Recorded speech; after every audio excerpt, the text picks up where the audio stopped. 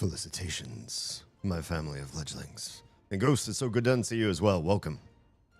Damien Holmay here, disruptor of the status quo, professional breaker of radicalized bad systems of thought and systems of implementation, if we're being perfectly honest here.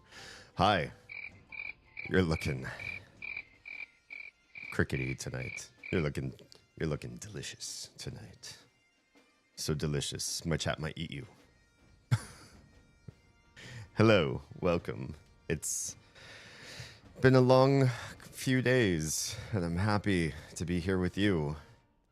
I just wish I could figure out how to webcam my webcam, and I know what I have to do. I don't like this. I think it's make a whole new scene, and then change the webcam so that I'm in frame.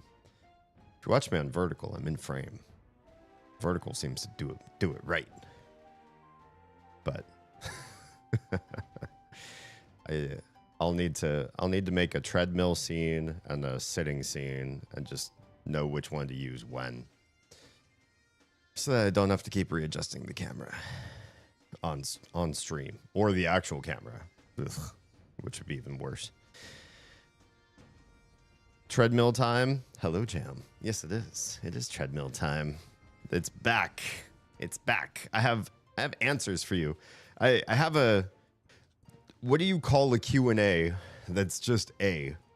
They weren't questions you asked, but they're things like I think about telling you, and then we get into such great conversation, and I'm like, I never mentioned why this was this case or what's going on here. But I have things, I guess, it's just news or stuff to catch you up on. Yeah. Focus on... Ooh. Hello, Crims. Welcome on in. Focus on stopping bad actors from using AI technologies maliciously. Man, that's close to bad mathematics. That brings me back to what would you cancel in... I think we did a what would you cancel in 2024 last year, as I was watching the old streams to try to clip farm for myself. I remember watching that one. There were a lot of good answers of things we should have long since canceled. Stuart, hello and welcome. How are you doing? All my math is bad. Good thing you don't implement systems for other people very much. I hope at home you let Teresa do the math. Let's be honest. Good evening, sir. Not sticking around. Just wanted to say hi. Have a good night and have a good stream. Thank you for dropping in. Just that little gesture is very much appreciated. The fact that if you were sleepy already then too, and made sure to stop in and say hi, means all that much more. Thank you. 2 + 3 = 7? Maybe. Somewhere. Not in this stream. Not in this stream, you don't.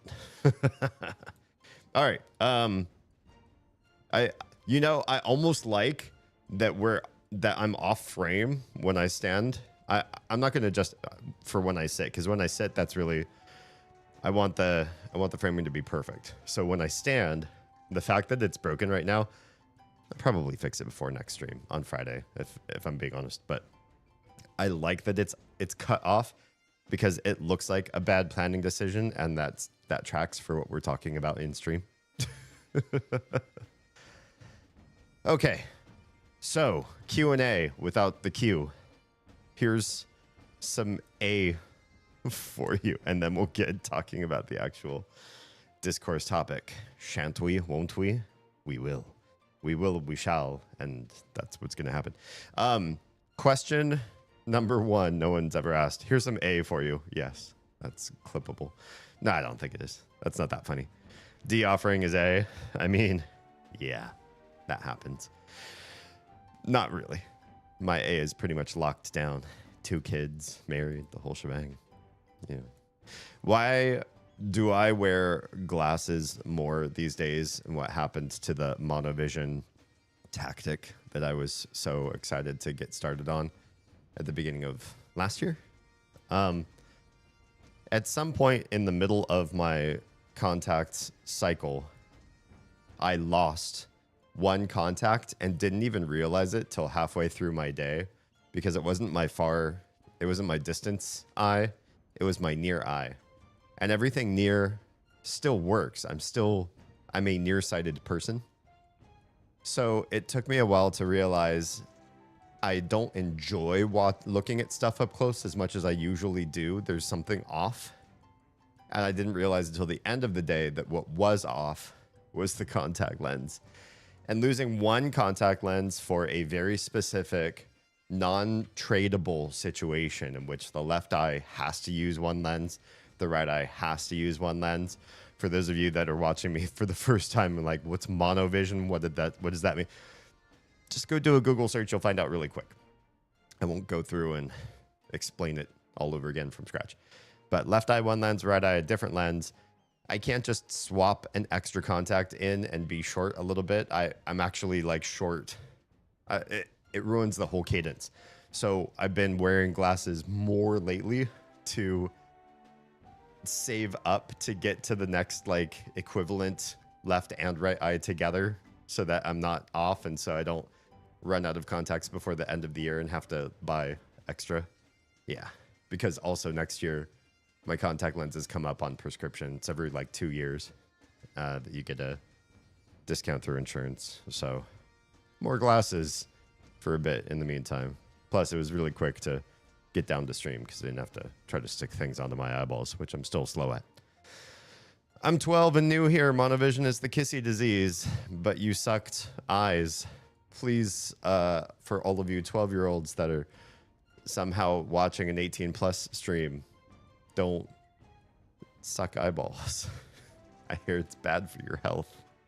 You might not catch mono, but you'll catch something. Even if you have somebody with a very clean mouth, you might catch feelings. And at 12, you can't afford to do that. Focus on school, kids.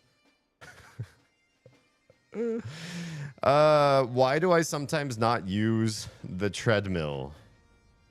You didn't ask. Some days, since I decided at the beginning of 2025, my health is poor and I need to do more every day. And on the streaming days, on the days that I stream, like that more should be, I should really be walking my whole stream. Some of those days, I've overworked myself doing other stuff, especially playing with the kiddos. And I come home exhausted because I've been stepping up more physically on most of my days. I've been stepping up more physically, even in little bits and pieces here and there. But if that means that I really don't want to sit on the treadmill because I'm tired, it's been a lot, then I'm just going to sit on the chair and just, it's a tacit relationship between you and me that, trust me, I'm probably still watching for my health this year. I'm not taking a cheat day. I'm so tired. I don't want to open that treadmill up. You won't catch mono, but you might catch monovision. That's cute. Monovision is one of those things I will tell you. First, talk to your optometrist. Second, I think it's for older eyes. Yeah. It's not for young eyes generally. Because it has to do with there are muscles that your eyes use to contradict the prescription eyewear you may have, whatever that may be. And those muscles work well when the prescription you're wearing is helping you, but in other parts of your vision, it doesn't help. If you're farsighted and you wear glasses for up close, you don't need them for the far distance. If you're nearsighted, you wear glasses to help you see far. You don't need glasses for the near. And the glasses aren't smart enough to turn themselves off for the part that you don't need. Your eyes turn them off.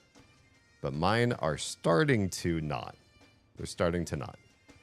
That's where that comes in. Where did my cool goth clothes go? They're in the closet. They're waiting. Since I started the treadmill, have been getting really warm during my streams. I'm walking at 1 mile an hour. I'm doing the least amount of physical activity humanly possible so I can actually stream, talk, breathe, and focus on conversations with you guys while live.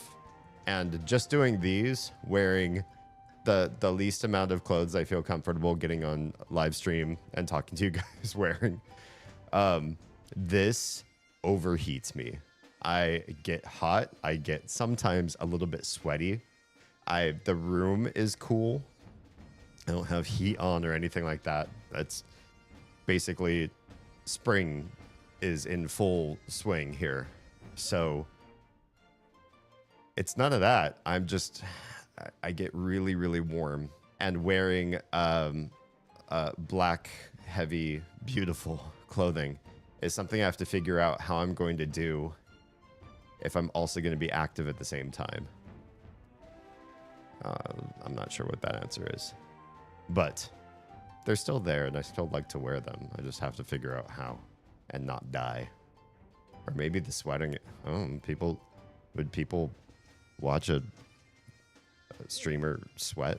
Is that enjoyable? Do you guys get off on that? Why don't I wear that one white contact anymore? I think this is the last one. And then we'll go into the discourse topic at hand. That white contact, I bought 2 of them. I think you can only buy them in pairs, and I only wore one at a time. For the longest time, I had one screwed up, and I didn't realize I had, because I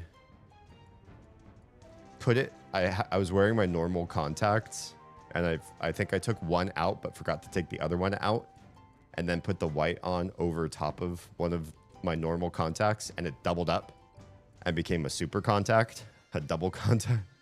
It was bad for my focus. It was bad for my eye. Felt like it was cutting into my eye. Once I realized that happened, I corrected the issue. But I found out that making that mistake hurt my eye a lot, but correcting the mistake didn't stop my eye from hurting. This particular brand of contact lens, I need to go with somebody else, I think. The curvature that I gave them should mean that they fit my eye in a comfortable, beautiful way, like my current contacts do. But they cut into the cornea a little bit. That's my feeling of it. I don't know exactly what they're doing, but it feels like the tiniest little pressure cut each time you blink. The edge of the contact is digging into very precious, very tender skin. And at the end of the stream, when I take the contact out, I'm tired and sore and feel like I've committed a tiny amount of injury to the eye for like a day afterwards. Eyes repair themselves really, really quickly. But do I want to make my eye repair itself repeatedly for this one contact lens brand? So I need to find somebody else who looks the same but feels much better. They were cheap, so I'm sure it's just a matter of I got to find a better provider than the ones that I went with. So it'll happen. We'll come back eventually. Yeah. So today I'm scruffy, hot, sweaty. Before stream, I slept like in a tussle of sweat and blankets and couldn't get comfortable. And I'm wearing my least flattering clothes and my glasses. And there's a Troa. Wait, that one's not going off either. It's playing the stuff, but it's not showing the... Something went wrong. Hang on. Let's look at audio. There's a firmware update available. Oh, if I hit that midstream, I could really foobar everything. Outputs, routing. What is this?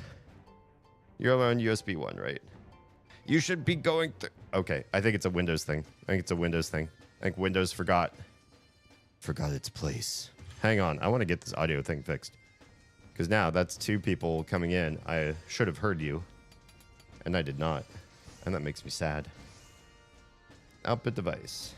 Should be Virtual A. That should be fine. That's for OBS.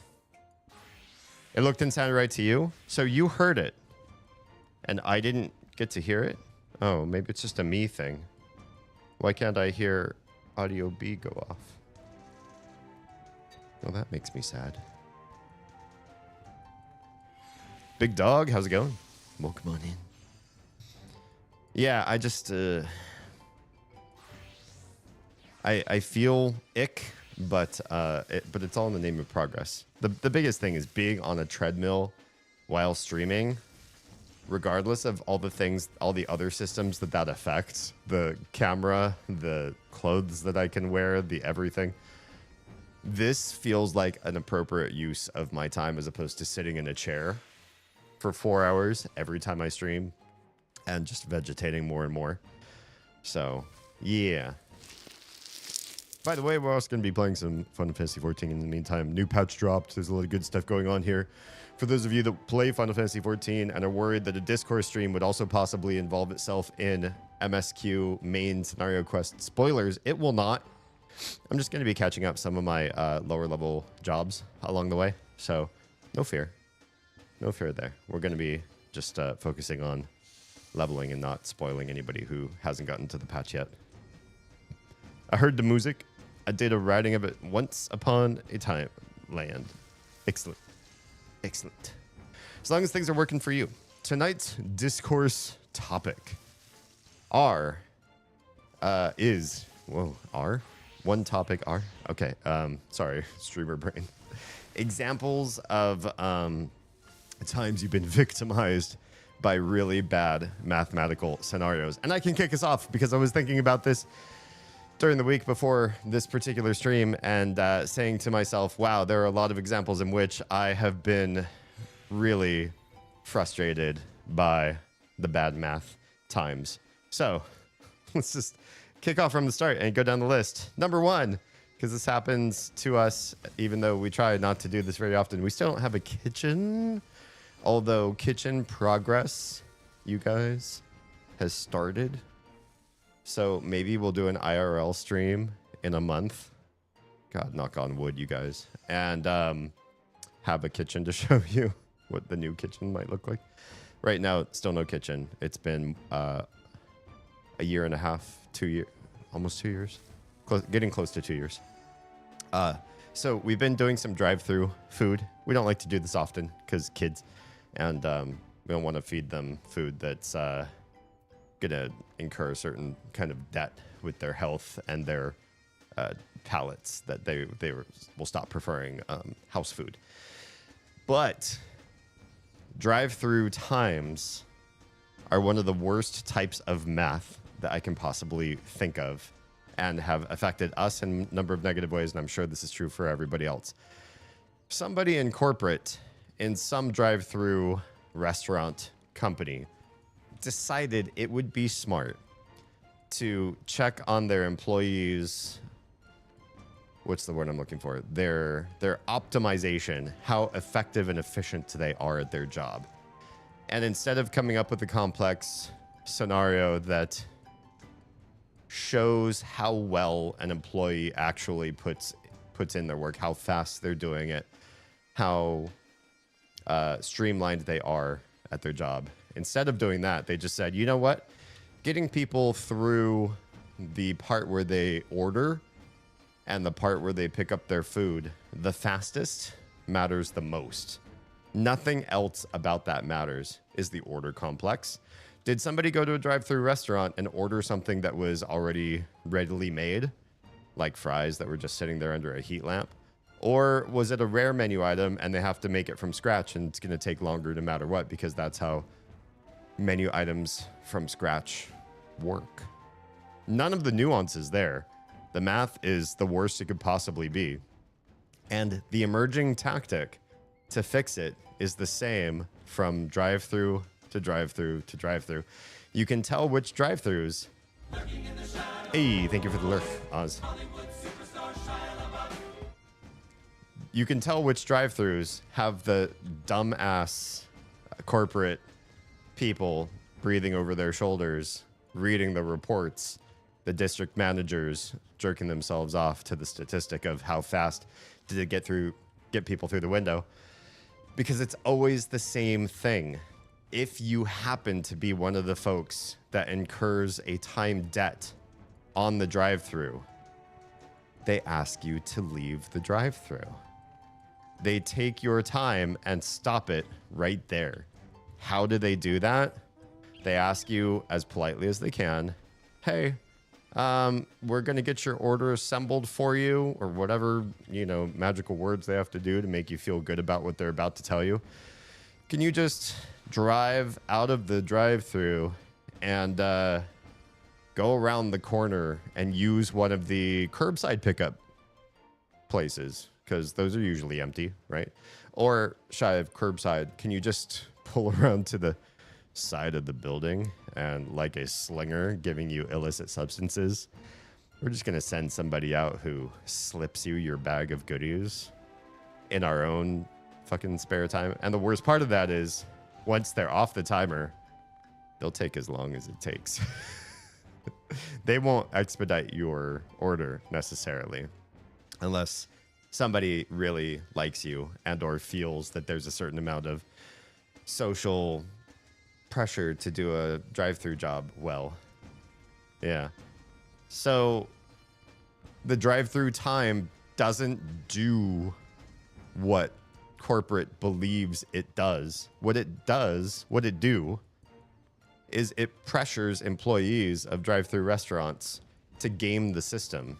Every place, not just one chain, not just one location, not just one city, not just one state. This was happening to us in California. Now that we're in Georgia, it's happening to us in Georgia. Can you pull around to the side, please? Gonna assist other customers. Maybe that's the rhetoric that they put. We really want to make sure everybody else is well taken care of. Except that it's happened to us plenty of times when we're the only customers around. It's lame. And that should never be the one metric that people get measured on. It should be there, I guess. But even then, it should be a question.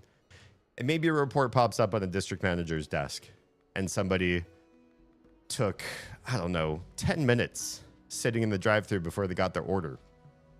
Should the employees in that employed time frame get written up for that 10 minutes?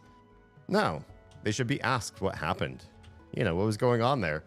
Oh, it was a total Karen and they messed up their order. They were expecting things that we don't even offer at this store. They got confused about where they were. They had a mental breakdown and wouldn't drive away. Who knows? It could have been anything. But there's no room for variance, seemingly, because so many of these places, they push you away. They try to get you to just leave the drive-thru, stop the clock. All they need is the clock to be stopped, and then everything is going back to normal again. I hate when they do that. It's the dumbest pressure, and the only reason it should exist like that is because somebody, some pencil pusher higher up, maybe even a C-level exec that does this just for fast food, thought, I know what I'm talking about here. You focus on the time in the drive-thru. It fixes everything. I don't need to know anything else. I don't need to hear the stories. I don't need to know about the exceptions. I don't need any other metrics to balance that against. Just the time. The time's the only thing, you guys. And then a bunch of other people who are all part of the same weird cadre of, one, being a C-level exec, and two, however, working in fast food. They were all like, yeah, that's a great idea. Let's all do it. Not everybody. Mind you, not everyone. Not everybody's part of that cadre. But it happens to us across multiple brands, and it sucks. Some people, they get it right. They get it right because they're fast. Some people, they get it right because they let the customers wait. And that's fine too. But this, the pulling you aside and having you sit off to the side, it's not right. It is not the right way. This is not my Final Fantasy screen. Hang on. This is a very subtle difference, but this makes sure that everything is well hidden. Actually, it puts me in better frame when I'm standing up at the treadmill. It just it closes off the chat entirely.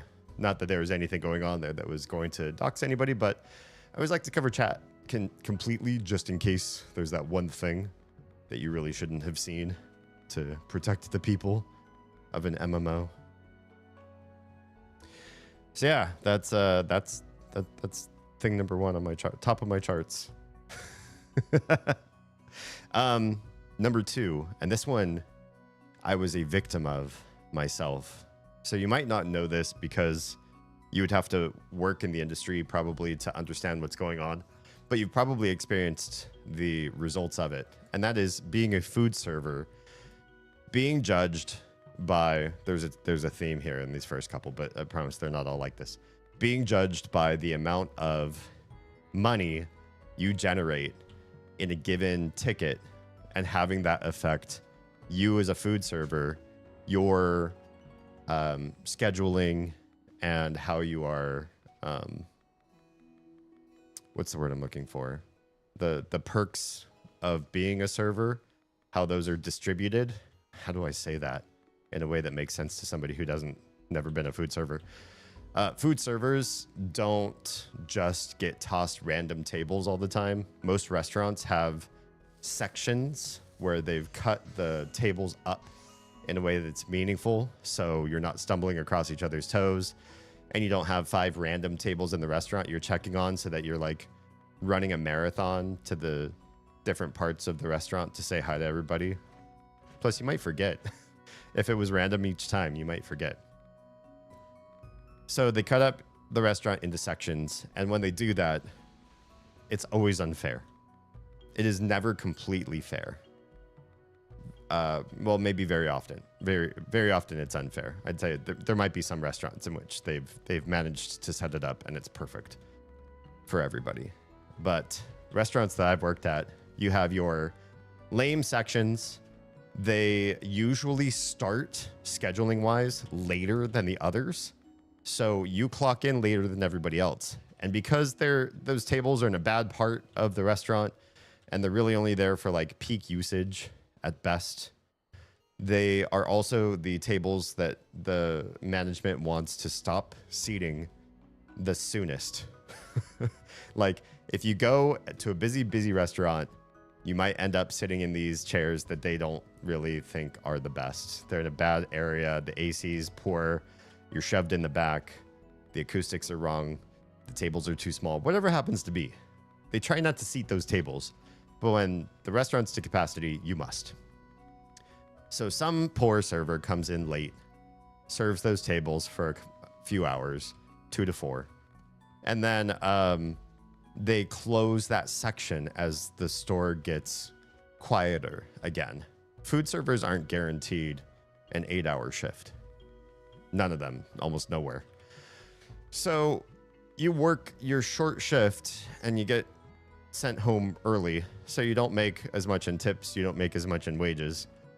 And some people work really nice seats, ones that are close to the door, ones that seat big parties. They make big bank, big books, and they get to stay pretty much the whole shift long. Hello, Rushdell. I only got 7 applications off today, but I've been taking way longer with the 80,000 hours applications. I don't blame you. 7 is still commendable. I think a lot of people, when they're looking for a job, they don't put forth your amount of effort at all. So the fact that you are doing so much to make this work shows that you really care and want to be employed. Hello, Rush. Hello, Rush. Stares at the failed attempts of chemical engineer and environmental engineer. Let's hope not. But I'm sure that that's happened too a number of times. Does anybody have a snack offering for Rush? I've really stopped almost ever carrying snacks around, and yet I don't want Rush to take my firstborn. Yeah, I still can't get a single bite. Yeah. That could be a whole other discourse topic, couldn't it be? What is going on with the hiring situation in the US? Yeah. So you have these different sections as a food server. The way that they usually determine who gets the best sections, i.e. who makes the most money in a given day, you get to stay longer, you have longer hours, you have better guests, You usually have bigger parties where they generate more revenue for the most part. And yeah, you win. You come home with more money. You're more tired. Like if somebody really has their heart set on being a food server that doesn't really want to work, maybe you do want those worse food sections. But in a number of restaurants, and I've worked in this scenario myself, so I know this one firsthand, the way they determine who gets the worst and the best of the seating situation is by price per average, PPA. Price per average is they take the total amount of the bill, divide that by the number of guests at that table, and then that tells you roughly how much was spent per person in your section. And then they average that out over the course of a month or whatever. The higher your PPA, the more they'll want to put you in the nice seating sections, because they know you're helping to drive the bottom line, which is bringing money into the store. When somebody comes into a restaurant and they make decisions about what they want for food, you might think that's the end of the story. Client comes in, client orders product, and then you provide that product to them. But in sales, and being a food server is a sales position, believe it or not, you try to drive them to do something else with their money than what they intended to do initially. So, and I'm sure you've all sat down to a restaurant where they've done this, they might start off asking you, I'll bring a round of waters. Is there any other refreshing drink you might like to try? We just launched our new berry flavored citric Coke, creamy, whatever, new, delicious, refreshing beverage. Would you like a round of those for the table? No free refills, by the way. Well, I guess I will eat out your tank. I don't know. Rush, there may be a bit of a language choice option there. We could have chosen different ways, a different way to say that.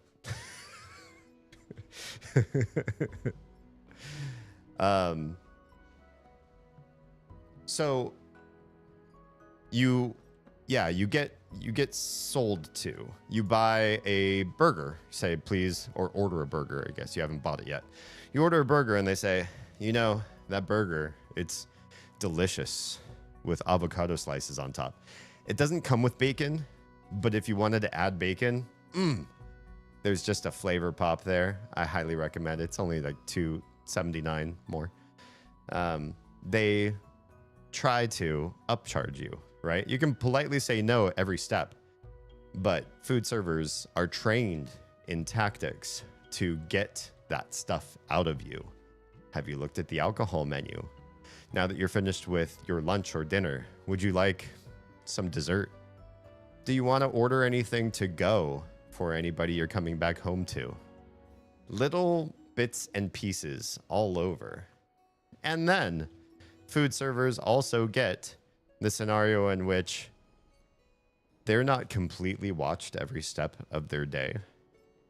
If you have a party of 3 people and they order $40 worth of food, what if in the computer you just say it was 2 people?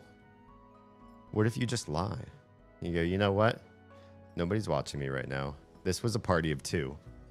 $40 split between 2 people is more price per average than 40 split by 3, right?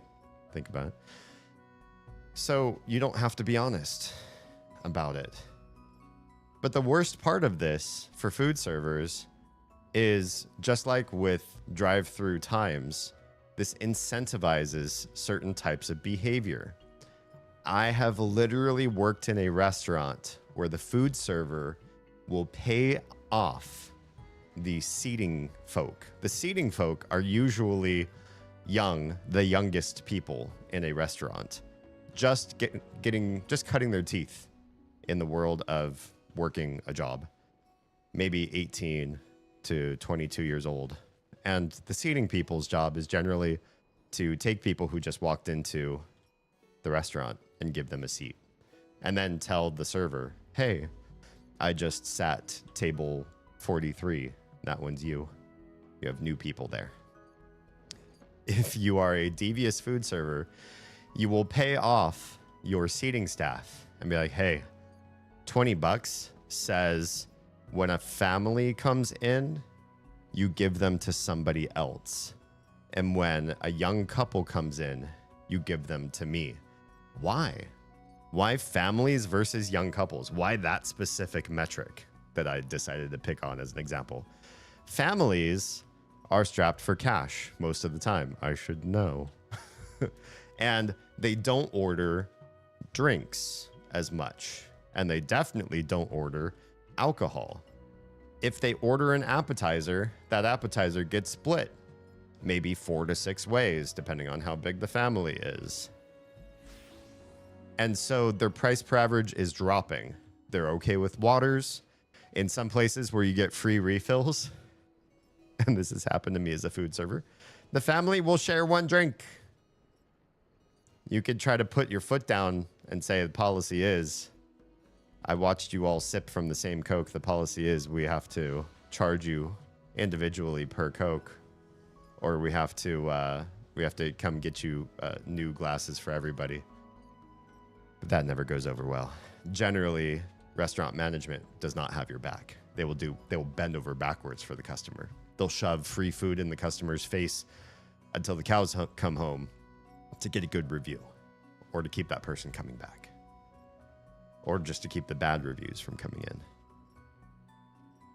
So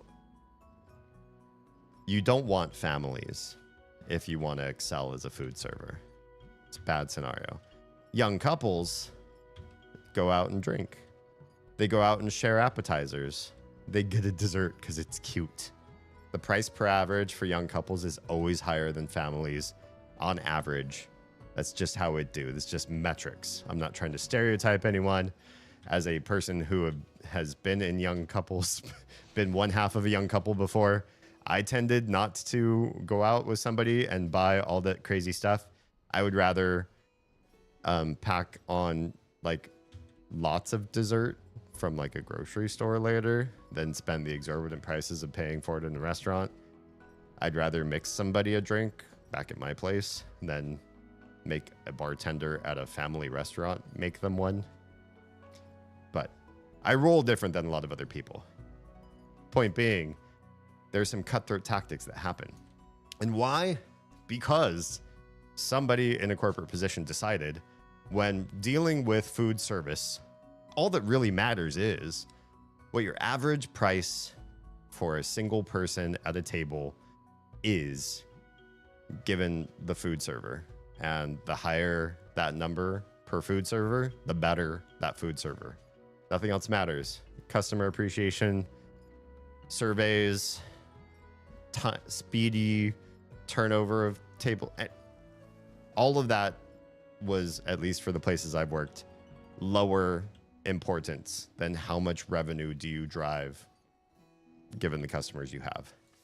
Also, if you only have a few customers and then you are closed for the night, your section is put away and you go home early, your metrics are off. Your average is going to be determined by a smaller data set.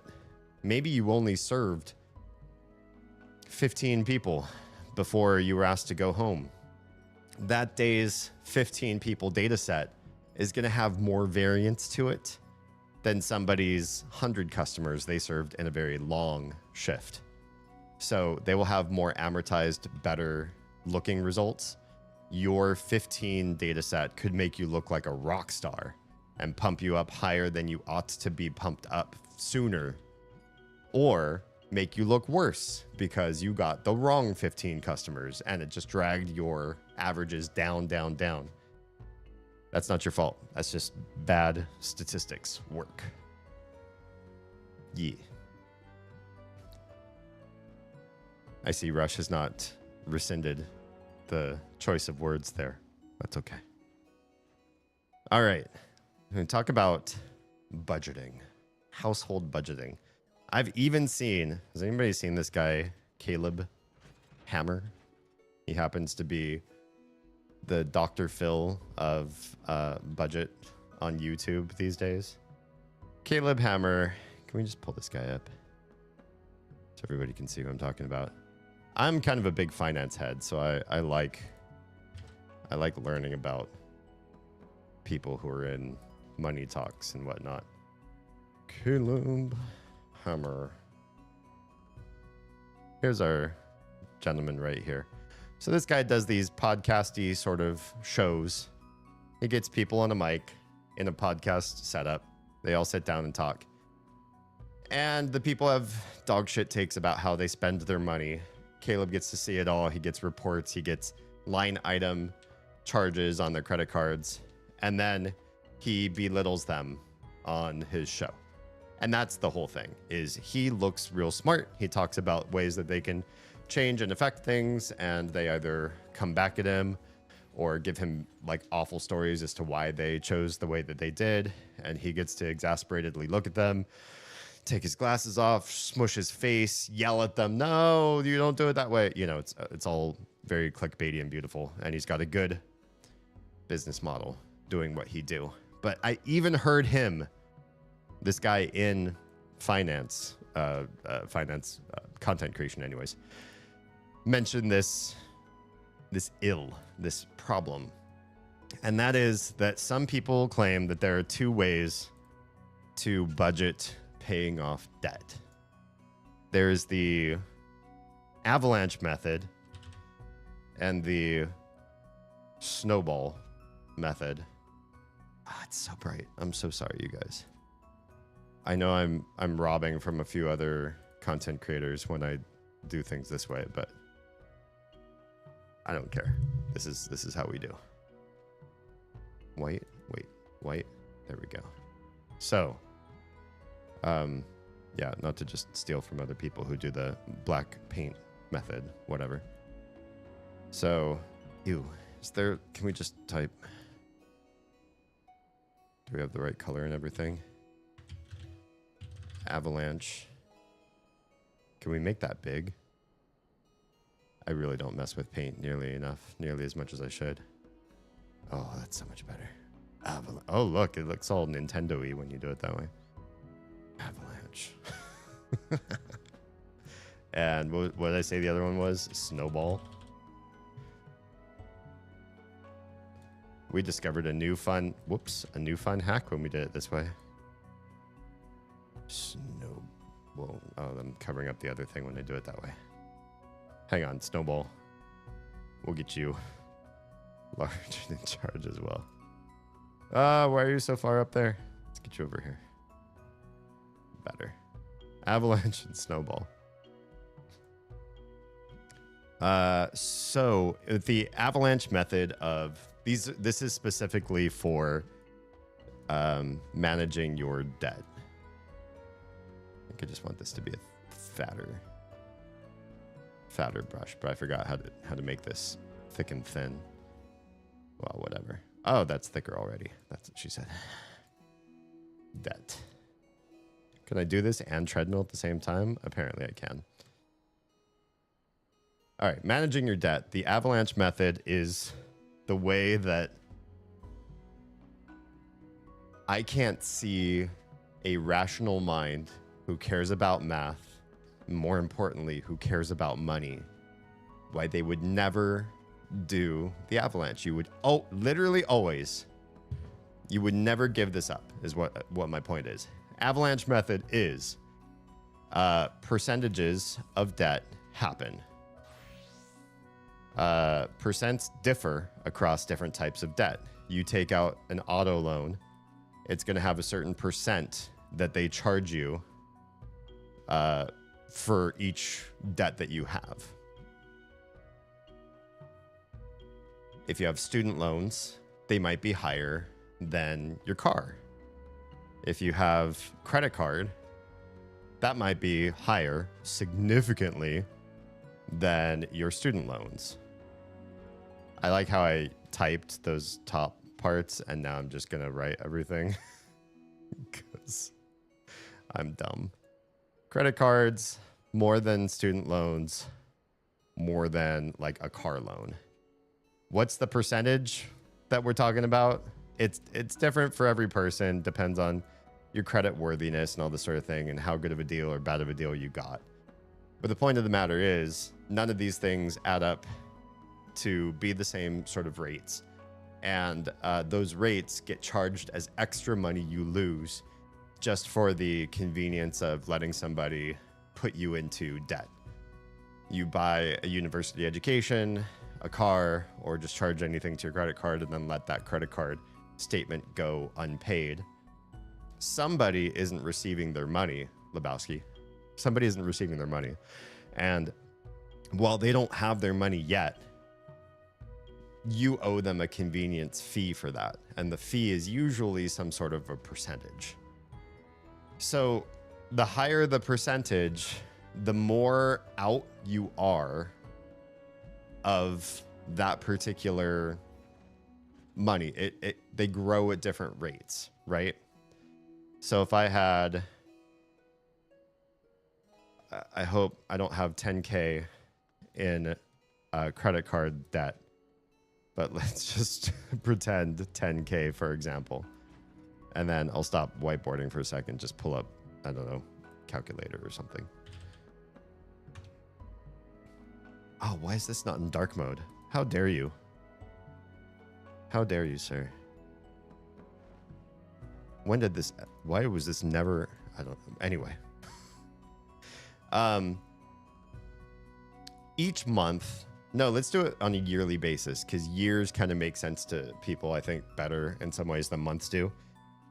If you took out a university loan and you've finished school, which means you're back in repayment again, and that loan money starts to incur interest, that's usually calculated given they give you a percentage that's a year sort of thing. Credit cards give you a year idea. Cars, they'll usually give you a rate that's based on the year, so it all kind of makes sense. Maybe your credit card is particularly good in the scheme of credit cards, and you'll get something below 20%. But that's kind of rare, so let's just use 20% as an example. That means if you leave $10,000 out as a statement balance, you can't repay it yet, or you're focusing on other stuff, and you leave that out, then 20% of that means every year that you do that, $2,000 extra gets taken out of your account for not for just the convenience. You've paid somebody $2,000, you get nothing in return for that $2,000 except the satisfaction that you made a credit card company happier. You've funded their lifestyle, their third yacht. Student loans might be something along the line of maybe 8% can be good. So $10,000 left out for a year. You might only be paying somebody $800. For most of us, if I told you between today and tomorrow, you owe an extra $800 in your budget, you might not like to hear that. You might have had plans for that $800, or it might have to go to vital things like living, like food, like rent. So 800 can still sting. Car loan can be kind of lower, sometimes 5% with a good deal.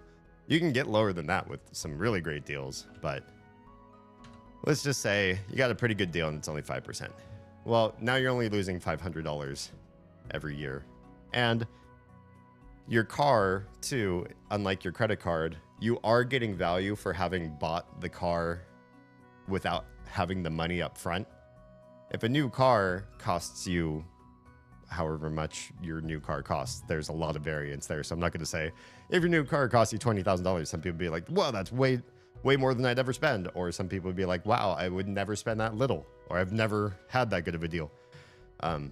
Whatever your car costs, it's better usually to get the use of a car as soon as you possibly can, as opposed to I will just try to save up for this car and make it work somehow, because most of us, in at least in the US, don't live in a place where you could forego having a car for a while you save up for a car.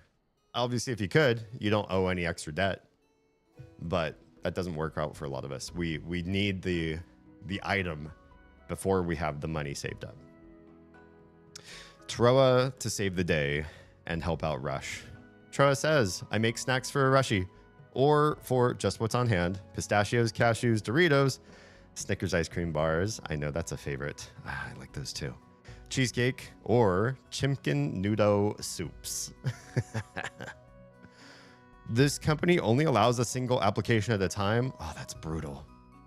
They have 4 different positions all relevant to me. So you need to wait for that first one to matriculate through or cancel it and decide which one of the 4 matters the most, because you can't just be everywhere. That sucks. That really sucks. So if I had you choose generally between, do you want to spend $2,000 in a year or $500 in a year for nothing in return, just for the convenience of being able to be in debt to some company? Most people would rather give a convenience fee, a debt fee, that is smaller. Unless, again, you love creditors and you want to fund somebody else's lifestyle with your money, you'd usually pay off the highest first. So, pay... Man, my trackball riding is gorgeous!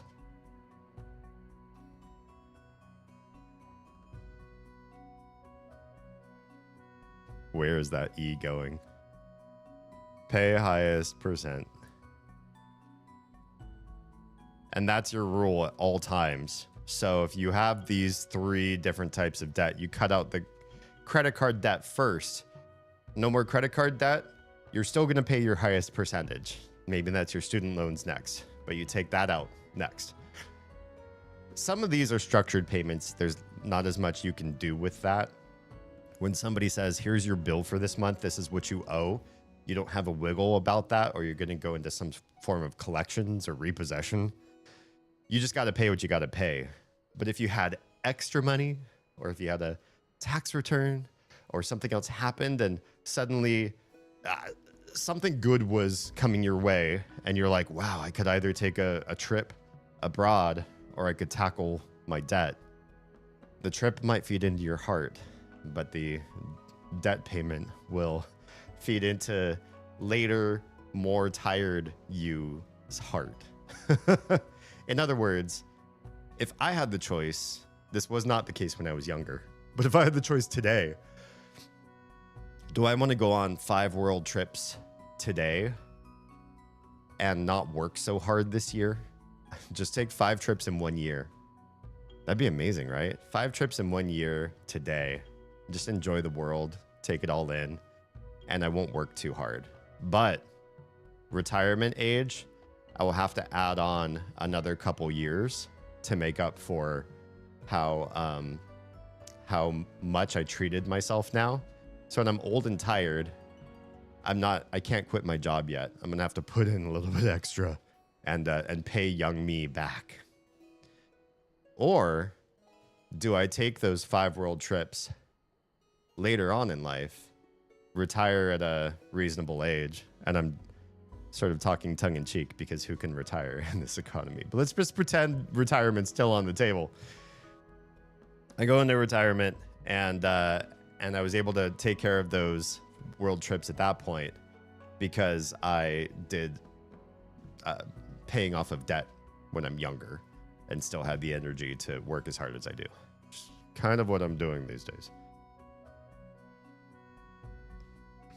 I think I just call it there. I got done 1 more. Got to wait for more stuff to open. Can't find anything else worth applying to right now. Also, my internet's still mega slow. That's a problem.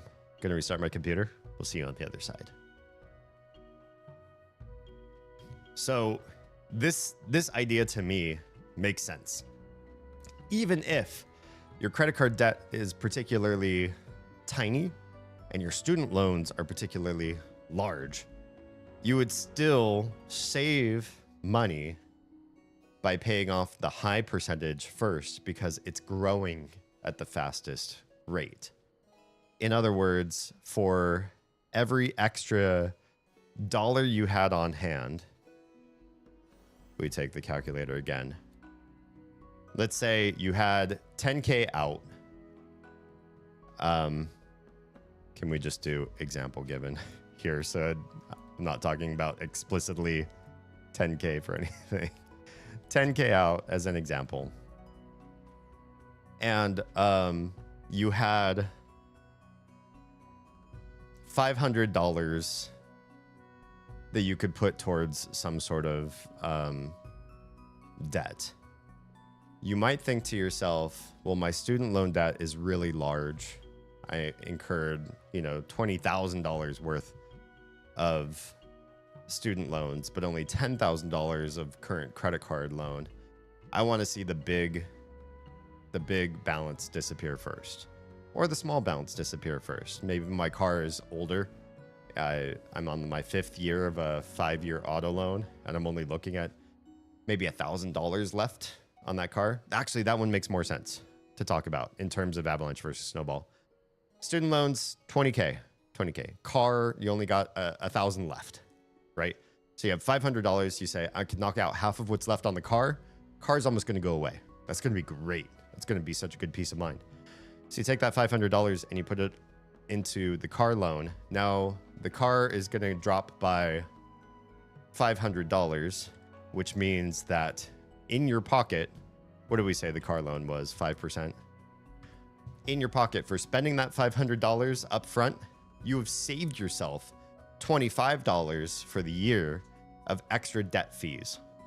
You pay that $500 out, boom, 25 comes back in your pocket. I know it sucks. That doesn't feel like a lot of return, but you're also paying for your car. So hopefully the thing that you have debt for is something that you wanted, like an education, like a vehicle. That sort of thing is the reason why people go into debt, or to buy a house to actually live in. So the end of the year, your $500 would have netted you $25 of money that would have been taken out, that would have been used to pay for that interest rate on the car loan. And now the $25 is yours again. You own that $25 once again. Why have I 0 snoozes? Oh, well, an ad break's coming in 5 minutes and I can't snooze it at all. Interesting. I don't remember snoozing anything this stream. The student loan, I said, was 8%. If you put the $500 there, you won't kill the student loan so much faster. The car loan, you've dropped by half. The car loan's now almost done. The student loan, $500 out of a 20K balance, you're getting closer a little bit, but not a lot. However, end of the year, just the difference between a 5% debt and an 8% debt, you're pocketing $40 in your wallet for the $500 you spent extra, not your scheduled payments. Just you had some extra money come in for some reason. You won a contest or whatever. You just got $500 and you decided to put it in the higher percentage loan where you got $40 coming back at you that you didn't need to pay out in the first place. If the credit card was 20%, just to put that one out on the table too, you would save $100 in fees at the end of the year. Higher savings, more money in your pocket. It doesn't feed the heart like getting rid of a debt that you're managing does, but it feeds your wallet, and your wallet feeds your heart. Your wallet at least feeds your stomach. So this way just makes sense. Snowball method, they teach this. Caleb Hammer teaches this. He says you have 2 different methods. You shouldn't have 2 different methods. A lot of Investopedia teaches the snowball method. Everywhere I know that does personal budgeting teaches the snowball method. The snowball method is kill off accounts is how we're going to call it. So how do you kill off an account? You pay it. If you have a debt account, the way you stop seeing that debt account is by paying it off. If your auto loan has the lowest percentage, it doesn't matter if it's also close to being done, you pay it. Then you don't have a car loan to look at anymore.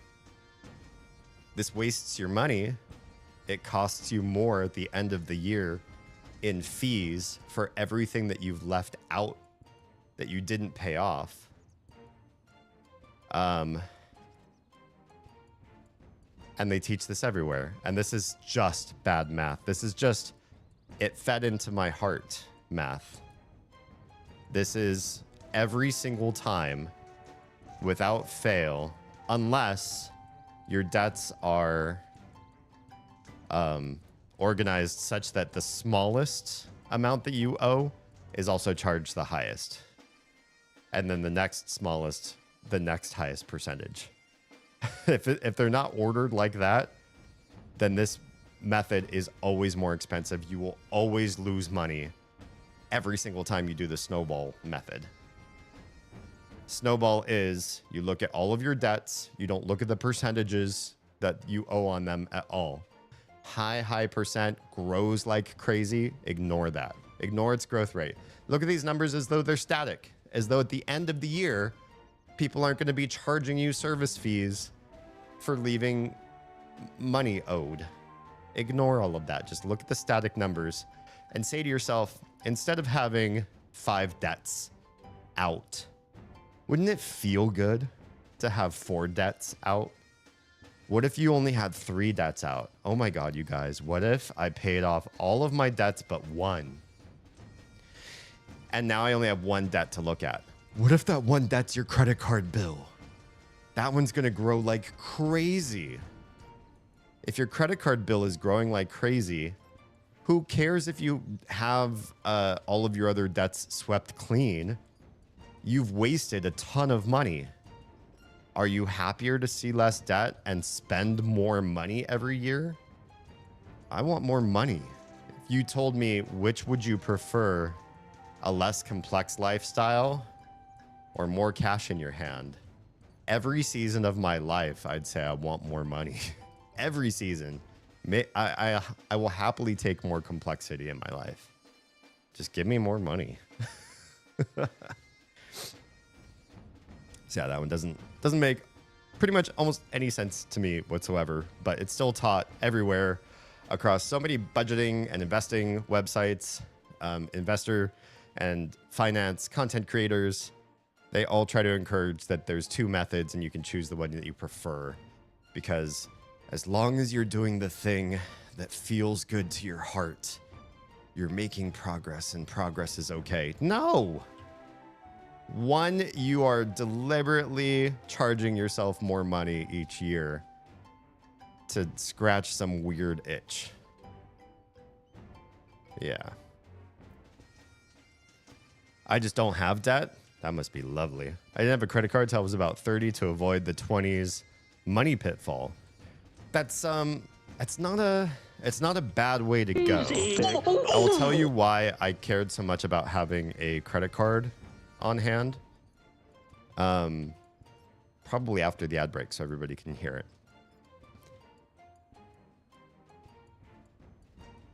Also, it looks like we had another fledgling join, which I'll have to say hello to them when we come back from break. But yeah, I paid off my loan for my car in 6 months. Lovely. That must be really, really nice experience. I will say I also avoided having to go into too much debt when I was younger. But when it came down to vehicles, it was largely because I didn't open up a loan for a vehicle. I just got really shitty or under the table deal vehicles most of my life.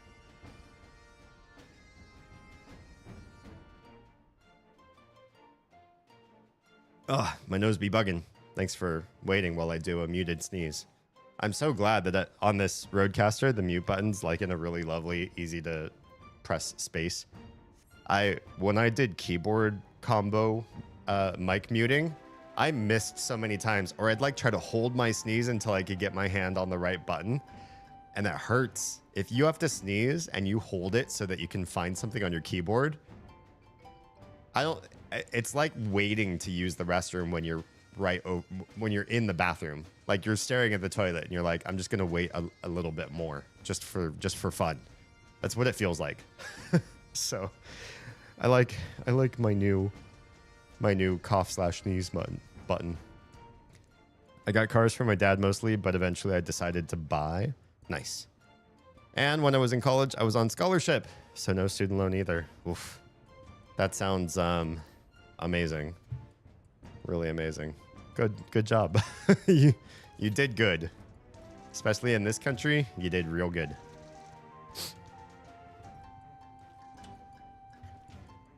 Where am I going with this guy? Internet went out again. Lycos, what is going on? Do I need to go over there and set some things right? Do you need some tech? Do you need somebody send out to you? I think it's just not meant to be tonight. That's lame. That sucks. Sorry to hear you're having such bad internet struggle busing. Is this other DPS going to join us or what? Yeah, I learned this from a math teacher, and I think he emphasized the amount that this mattered more than it does. Where is this? Kugane Castle? Man, I don't remember this place at all.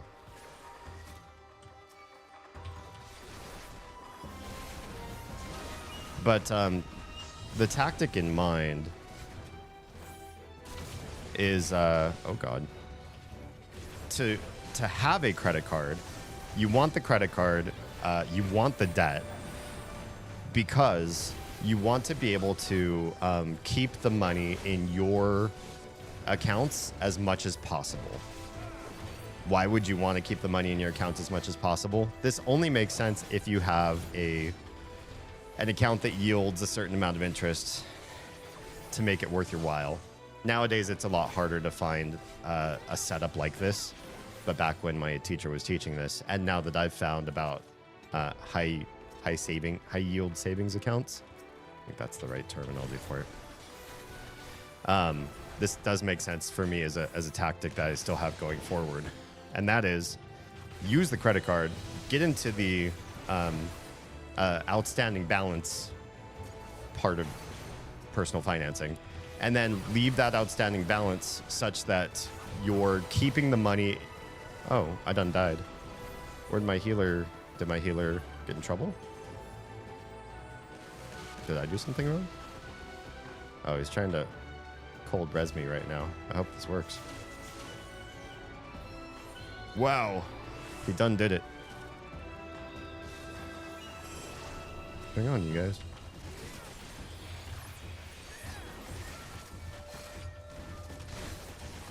Is everybody on me?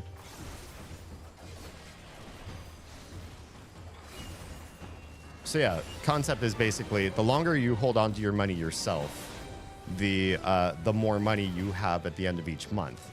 And then you pay off your credit card. This is critical to this particular plan. You pay off your credit card before you incur any charges. Every credit card company lets you keep out your balance a certain amount of time, and as long as you pay the statement within their time frame that they tell you you have, you don't owe anything extra for it. So that's the scheme, that's the idea. But you have to be responsible. You have to use your resources so that you're not getting any late fees. As soon as you get late fees, you probably lose way more money, and it makes it all much harder to do anything positive with this tactic at that point. Oh god, that thing's gonna explode, ain't it? Yep. But I took it upon myself to try this tactic, and I will say it does work. Now, the percentage you get back for doing this tactic is probably, like I said, a lot lower than my math teacher gave as an expectation for doing it. You get pennies back a lot of times, or not a whole lot back based on the tactic that you do, but it is free money. A couple bucks, you know, later on when you're paying for like an entire household's worth of family's finances and whatnot, it does make sense that you would hold on to the money, let it incur your interest percentages, do something with that money a little bit, putting it back into your own pocket, and then paying off the credit card company, as opposed to that money immediately coming out of your debit card, your savings in some way, and then it stops incurring interest at that point for you, right? Why are the DPS pulling in this particular group? I don't understand it. I do remember this place now. It's weird. I didn't remember the externals, but I remember the internals quite well. Something about how it looks inside. I got CCs a bit after 30 or so to start building rotating credit.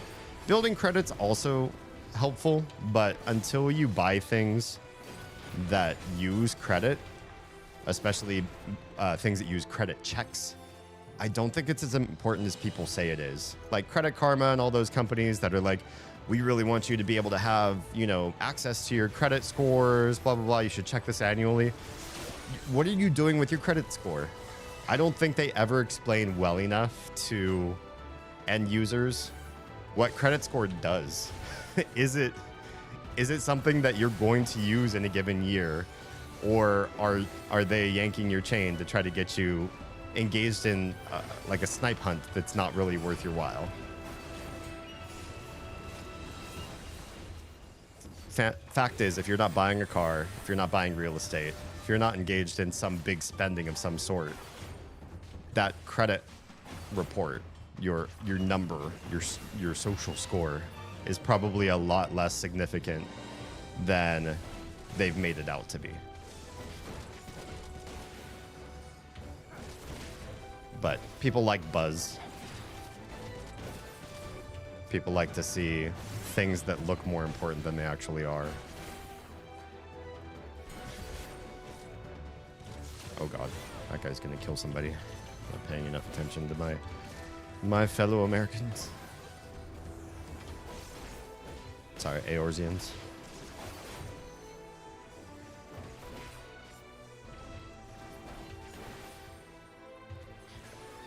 I'm like, I do have Royal Guard up, don't I? The rotating credit would have used eventually to buy property. So when you say rotating credit, what do you mean by... Maybe I'm not familiar with the term rotating.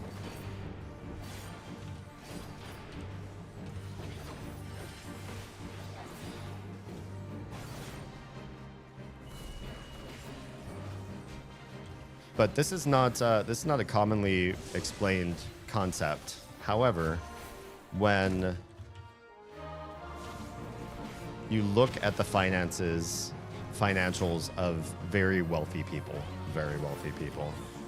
the concept of leaving something unpaid so that you can do stuff with the money makes a lot more sense. The bigger and bigger the accounts that are left open, the more it mathematically tracks in the human brain. And I was even doing edits on an old financial talk that I may post somewhere, where I was talking with Chaos, beloved of our community, about debts and things to leave out versus things to pay. And he was making the logical fallacy. I hate to put him under the bus for this, but this is good because it's good to talk about. That if you have a smaller balance, the percentage doesn't matter as much. Which is true if you're comparing the same percents. Percent versus percent. Your smaller outstanding balance doesn't hit as hard as a higher outstanding balance. We need to kill this guy first.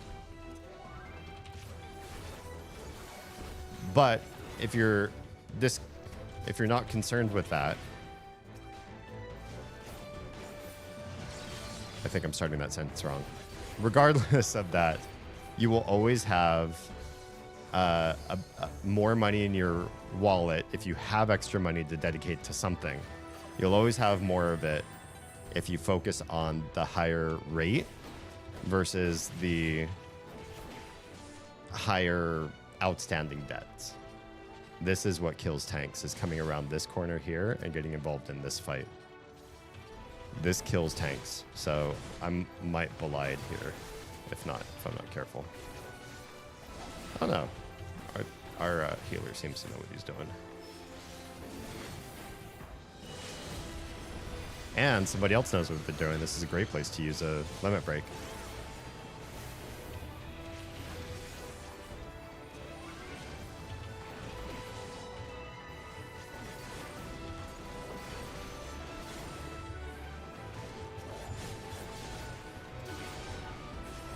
Oh my god. Oh my goodness.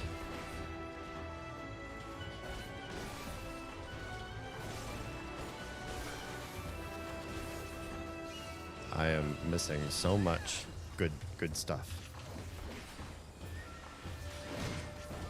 There we go. Yeah, I guess this all comes down to the point. Having a credit card can be good if you spend only what you can pay back in a given month's time, and you always pay it back in time, and you have a reasonable percentage yield on a high yield savings account so that it's worth your while to be holding on to your money, then it's always going to be a good thing. And just look at the rates. Rates of growth matter for what you have. They matter for what you don't have. So when you're looking at outstanding debt, look at the highest rates. Kill them because they're going to really harm your finances. Lower rates, you can leave them out like a wealthy person and then use that money for other things that might be of better benefit. In some people's cases, in some wealthy people's cases, leaving money out and spending it somewhere makes more sense because you might be able to make more money out of what you spend than what you owe. Crazy as that sounds. I forget why we want this gold, but I think we want the gold. We don't want the dog to have the gold. Oh, it's funds because that's how this guy does his attack. That's right. It's just like the gold saucer. Less funds, weaker attack.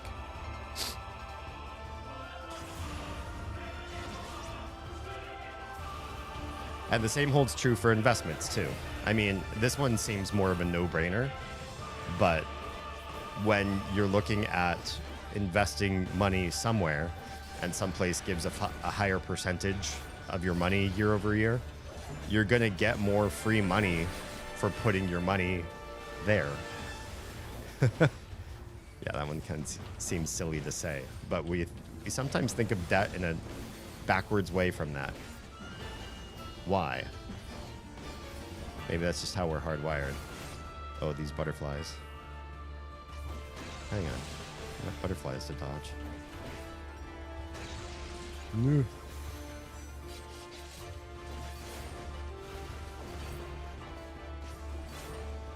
Catch up with chat right after this fight. Because it's one I really don't remember, I just want to make sure I don't completely botch my part in it.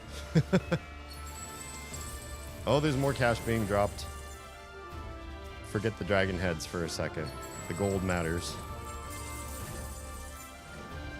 We can dodge those heads. Uh-oh. We got 5 pieces of gold. Can't have that. Alright, we're okay. Preferably a cave far, far away from people. Live out your perfect hermit status. Goddess of Chaos, hi and welcome. Okay. Troas says, rotating credit is a form of credit history showing that you can have access to the ability to go into debt. Okay. Oh, I don't have that one. Oh, well, now I do. Cute. It gave me everything. Well, thanks, guys. They just gave every piece of loot to me just for shiggles. Pay things appropriately without falling behind. So you're doing like your scheduled payments, right? This is used as a way to gauge if a large loan would potentially default or if you would be able to manage it properly over a 10 to 30 year window. Gotcha. So probably better for maybe not so much cars. Some auto loans, I imagine, might want to look at that, but maybe more for property. They'd want to look at that. Is that right? Final Fantasy 14, how's it going? Pretty good. Spoiler-free night tonight, so if you're not caught up with the 7.2 storyline, neither am I, and I'm not going to go into spoiler mode tonight with everybody else. We're talking about ways in which bad math has been established by given systems or companies or governments, and it's screwing us over. Which it hasn't been hard to find an excess of examples of the bad maths. So what I'm doing instead in Final Fantasy to keep from spoiler stuff is just getting to 100 slowly with everybody. And I've been putting off tanks for a while. I really like Paladin, so I got to 100 really fast as Pally. And then I've been sort of ignoring the other tanks. So they're quick auto queues for my dailies. So I might as well just pop a few of those with various tank classes and get that sort of stuff done. And I can kind of no-mind it. Being a tank is so much easier in Dawn Trail than it really ought to be.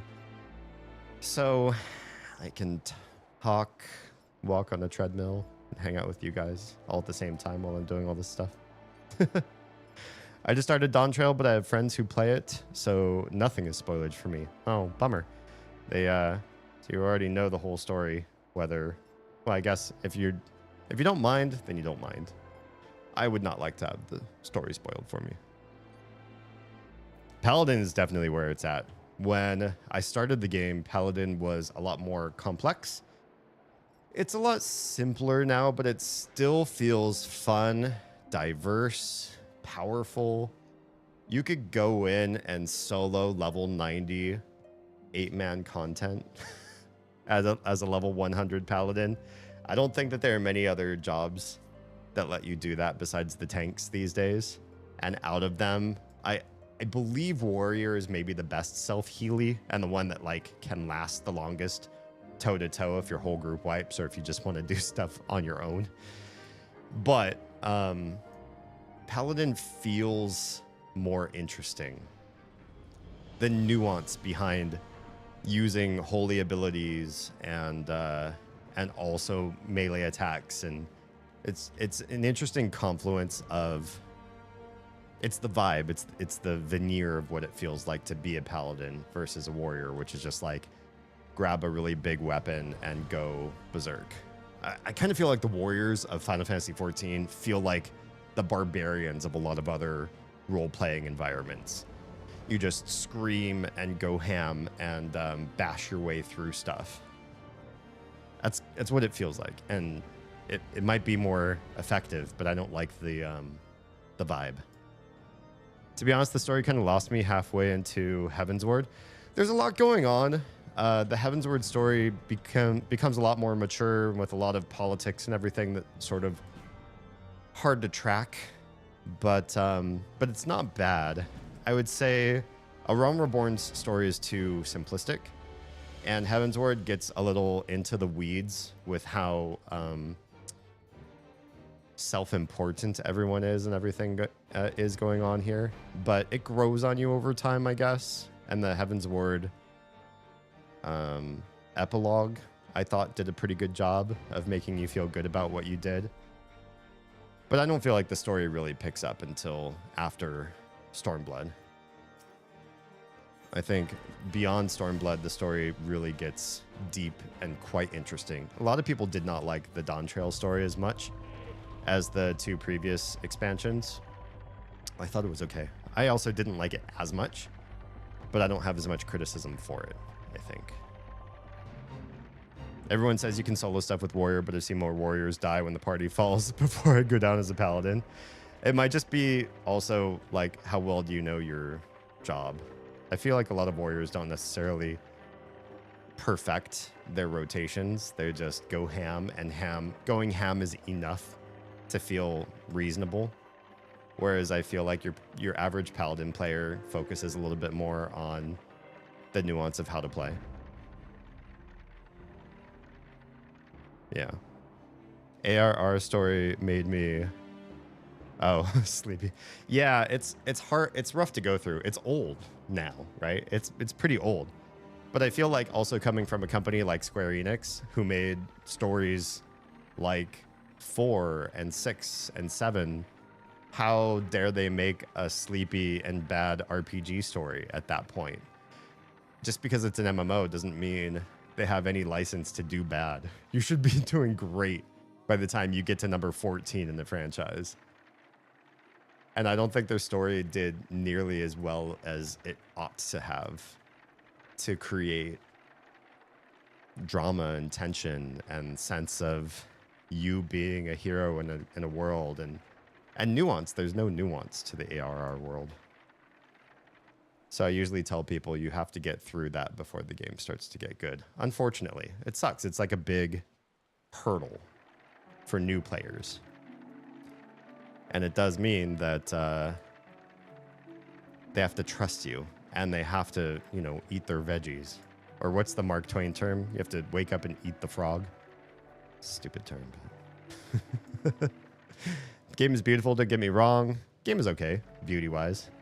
I've seen better designed worlds, but this one's very cohesive. I just get bored with a lot of yap and having to read everything after working all night. I don't blame you there.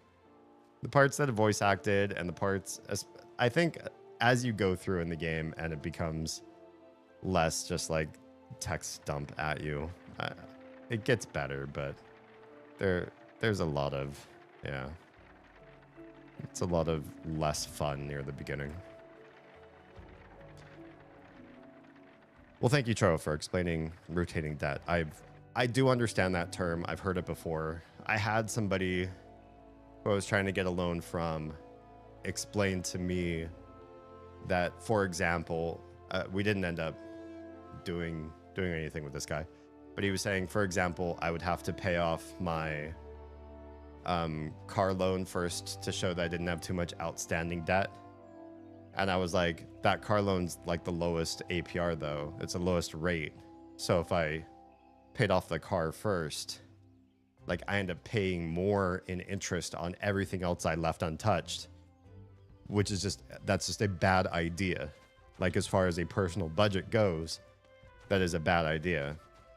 And he was like, well, yeah, but you want to rotate through several lines of credit and the other ones are smaller. So I'd maintain those so that you're also, because it was a mix between you need rotating lines of credit, but you also can't have too much outstanding credit or debit, whatever, too much outstanding debts versus how much you earn per year.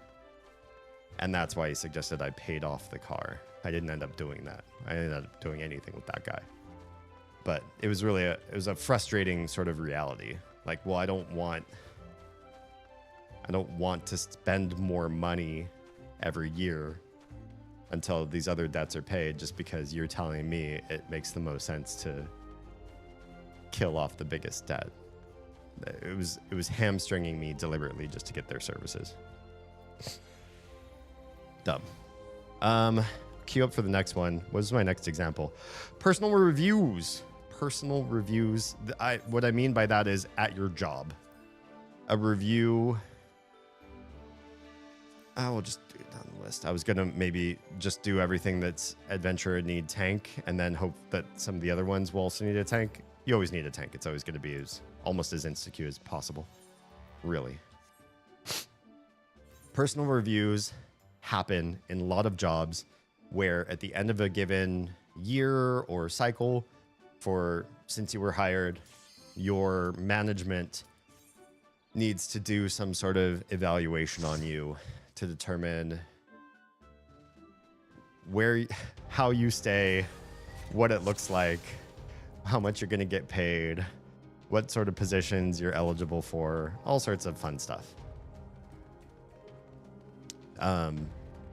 And many companies, including Hermes, I'm trying to talk here. Including companies I've worked for in my past, many companies will ask you, we're going to do a review on you. We're going to tell you what we think we feel about you. We also want you to do one for yourself, hence personal review. So what does that look like? They give you the same sort of metrics that they give the management, and you have to do your own review. They do one too. You'll never be bereft of management's review, but you will always have to do one yourself with these companies. I think this really sucks and is pathetic. I've talked with a manager who's explained the scenario to me. He says, this always works out the same way every year. Employees always rate themselves higher. Their management always rates them lower. And then HR takes some sort of percentage value mean of the two. It might be perfect mean. It might be a little more skewed towards management because they trust their managers better or whatever. But it always works out the same way. That's lame. That means your evaluation will always have a certain schema about it. And you as the employee who have to write your own review, which I think is doing management's work for them also. It means it's your job to actually do the thing that they say. This regularly happens, you guys. Employees always rate themselves higher. It's like, okay, well, if they do, then that's my job. If I rate myself lower and my boss also rates me lower, I will get a lower end score, right? My average score is going to be lower than everybody else's in the company, probably, because I decided to be more honest or more vulnerable or more realistic with the numbers than everyone else is. The objective, once you hear it in this way, and I think this is probably true for a lot of other people's companies too, it's not just a problem with the culture of mine. You are always going to want the highest amount. An employer is always going to want to pay you the lowest amount. You're at odds with each other. It is inherently combative, right? You will never be in a position where boss wants to give you more of their hard-earned money or their company's hard-earned money. And you're never in a place where you'll say, you know what, this year, I don't feel like getting a bonus, you guys. Inflation's been going crazy. It doesn't bother me. Just go ahead and pay me the same as you paid me last year, and we'll call it even. No one in their right mind is going to allow for that. So your personal review is probably an incentivized lie. You're going to find ways to say, I was the greatest person you guys have ever hired, you guys. They're going to get your review, and then they're going to say, we disagree. Here's what we really think of you. And then HR is going to go, we can't tell who's telling the truth. We'll do some sort of middle ground between you two. And then evaluate your new pay. If there is any new pay to be had. Let's just get going. Forgot about this part. This guy hides. You watch his footprints. You follow them. You get behind him because he's going to AoE the rest of the room.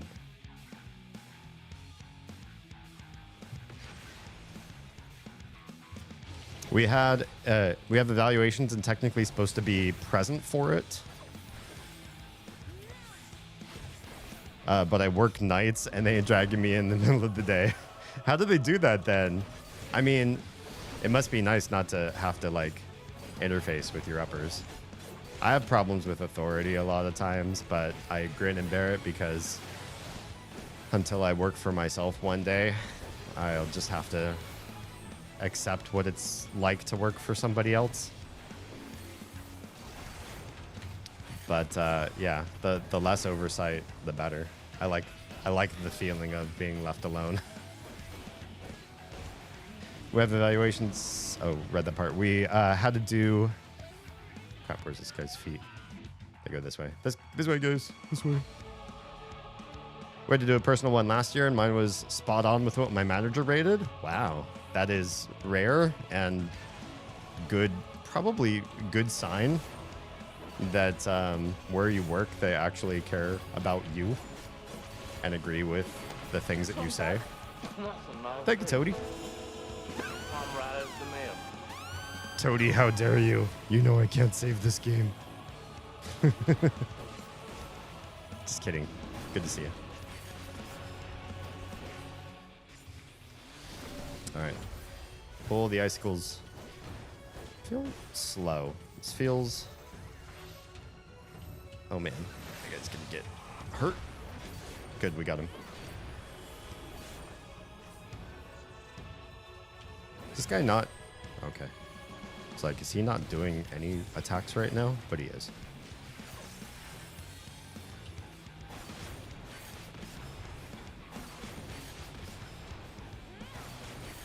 I feel like our deeps are slow.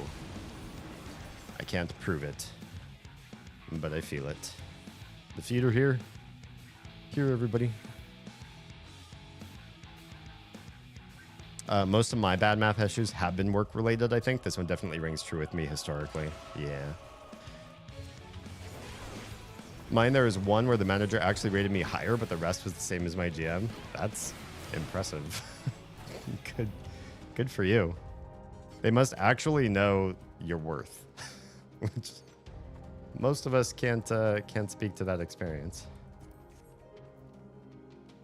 Toady, I will self-care probably after the dungeon. Because as tank, I can't, like, slow my roll.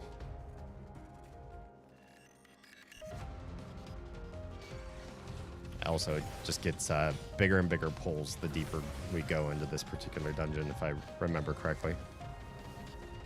Hi, everybody behind glass. What could possibly go wrong?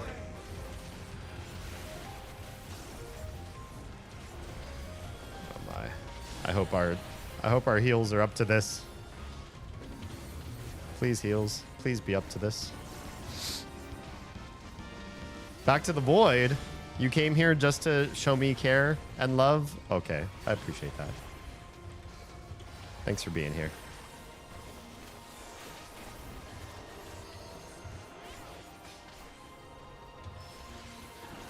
I must use every cooldown. I have middle trust in this healer. They haven't lost my full trust. We haven't wiped a bunch. Just, they make me nervous.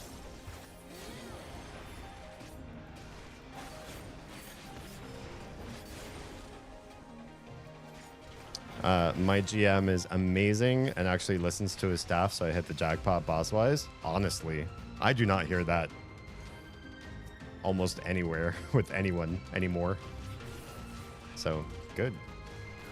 What industry, may I ask, do you work in? Not that it's necessarily going to be the case that other people in your same field are going to treat people well either.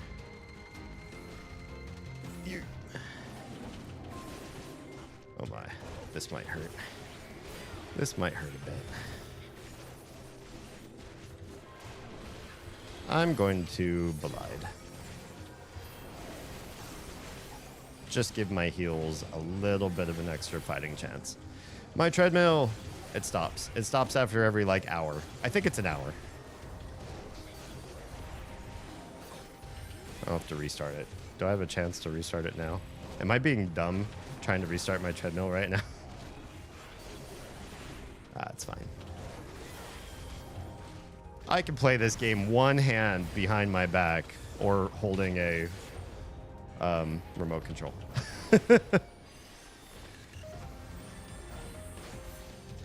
More often than not, I end up in a situation where I'm a victim of my own success.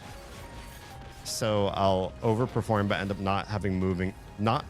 not moving up because I'm needed in my current role due to my performance. So I've heard this happen to people. I was warned by a previous employer that you never want to work for a company that locks you in a role.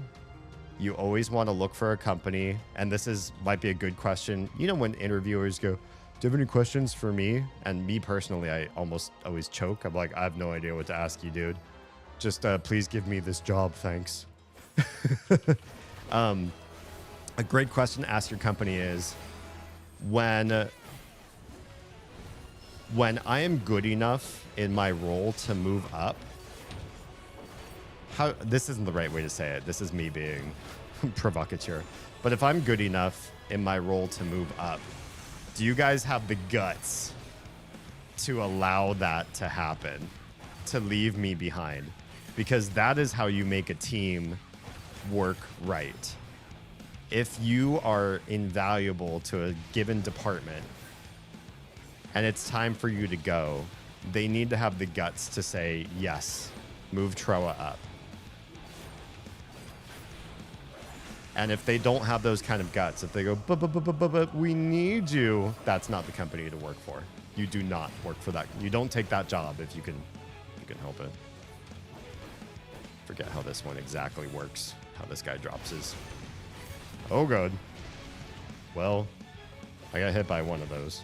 I overcompensated. But at least now I have some clue about what to do.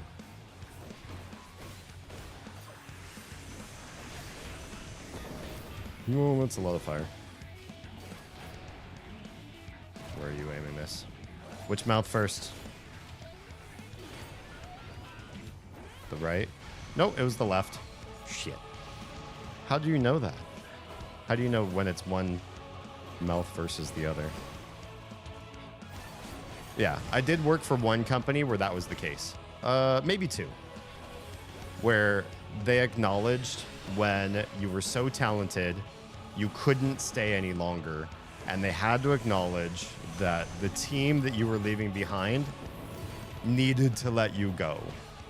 For the betterment of the entire company, they needed to let you go. That's a smart way to keep your best people. This way should be fine. Yeah. There it is.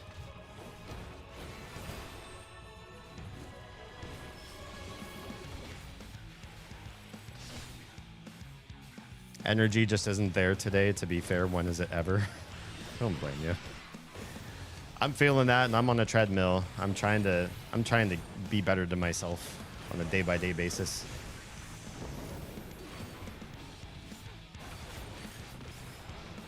The owners are a different story. Oh no, they are assholes. And I work in hospitality. Gotcha. That sucks. I've heard that about hospitality uppers. So it's nice that your immediate folks, your boss and your GM, are doing better for you.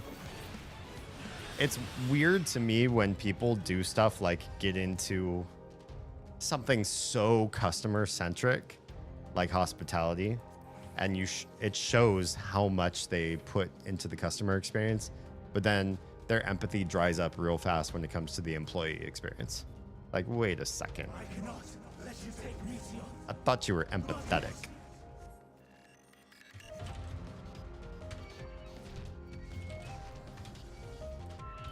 Uh-oh.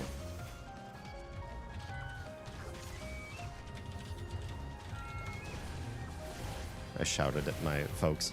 Somebody in my group is playing the new Black Mage and says they feel like they're really butchering the role, but it's brand new. Everything Black Mage just got changed, overhauled immensely. And so I think everyone, me too, Black Mage is my preferred DPS job.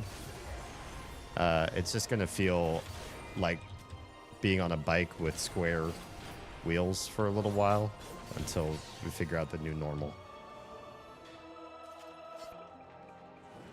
So you do night audit for the hotel. I also don't want to move to day shift, which is where all the roles work. I like my night shift. I don't blame you there.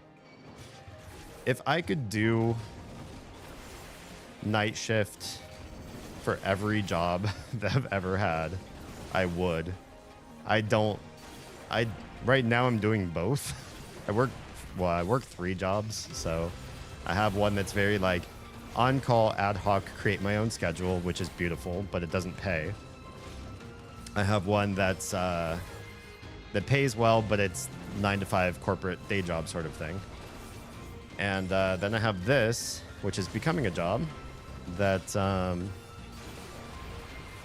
is when I want it, and so I make it night shift. Also, I don't have any other time to make it, so if it weren't night shift, I probably wouldn't be able to stream. When do I sleep, you ask? not going to answer that. Not going to answer that. Toady, you're stacking them up on each other. I haven't done your last self-care. I said I have to finish this dungeon first. I promise I will get to them. I will do an extra caring care just for you, okay? We'll do 6 sextuple self-care once I can. The do you have any questions for me portion of the interview with me is usually lengthy. Oh, good. You put them through their measures. I like that. You actually care to get some real answers from your folks. That's good.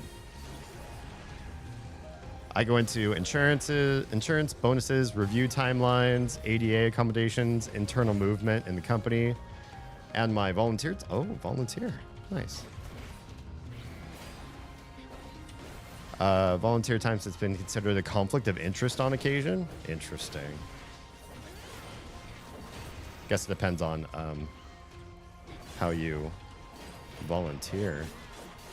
But if it's a matter of like they don't like it that you're not on call for them, then I fully get it.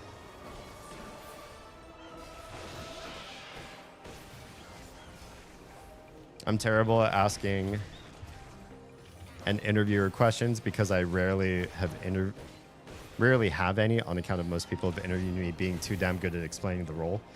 I once had an interview session with an employer that shouldn't say session, multi-session interview situation where at the end of it, like I knew the history of the company. I knew how it was formed. I knew all the different roles and departments. I got to talk to the heads of like different parts of the company that I was not going to be working for. If I had any questions at the end of that, it would be an insult to the like 6 people that interviewed me because it would mean I was not paying attention. Do you have any questions? More means, did you catch all of that by the end of that particular session?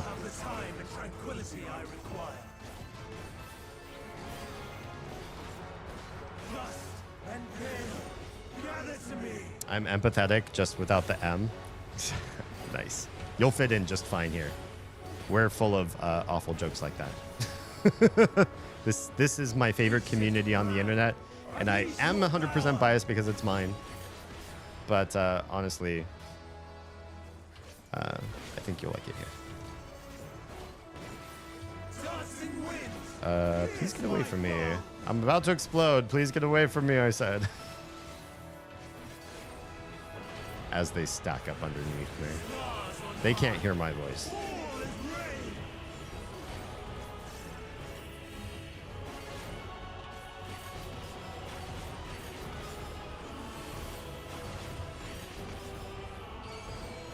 How does this work again? I'm behind the one rock that's not gonna just explode. Ooh. You missed one.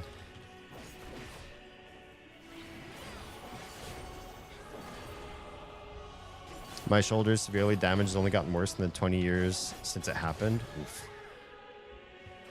The owners say that that laundry is the front desk's job.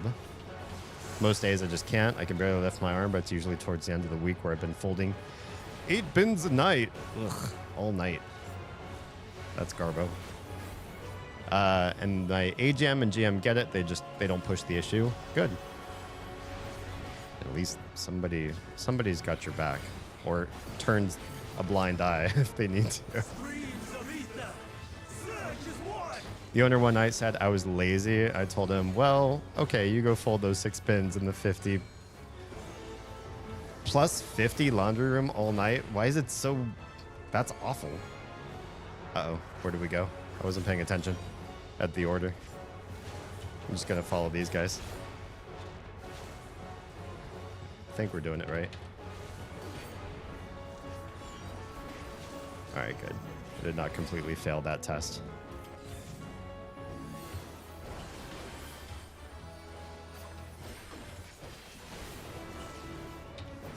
I would not be able to hang with that not the heat, because that would kill me.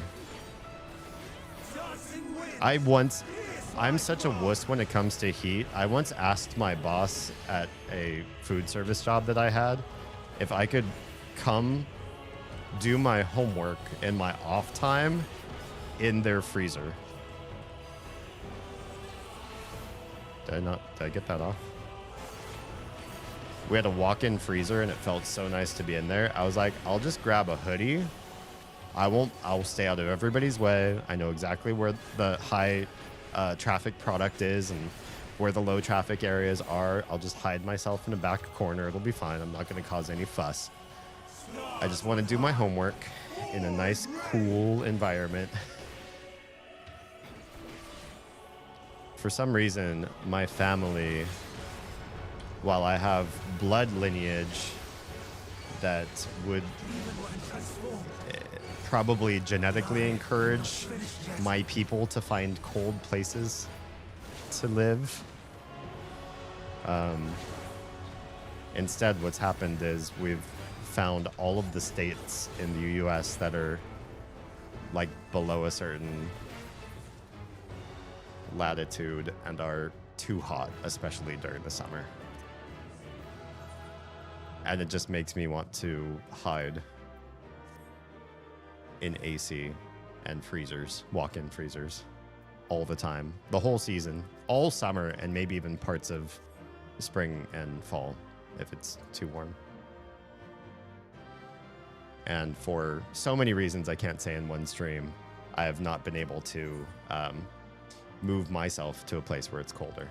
Although I also really don't like snow chores, so I'm picky about colder. Yeah. There's no air circulation. There's 5 industrial-sized machines running almost 24/7. Ugh. Yeah. I feel like no air circulation in an extremely hot room has to violate some kind of safety code. You would think. Yeah. You'd think. At least if you're going to be hot, the one thing I ask is just that there's air flowing on me.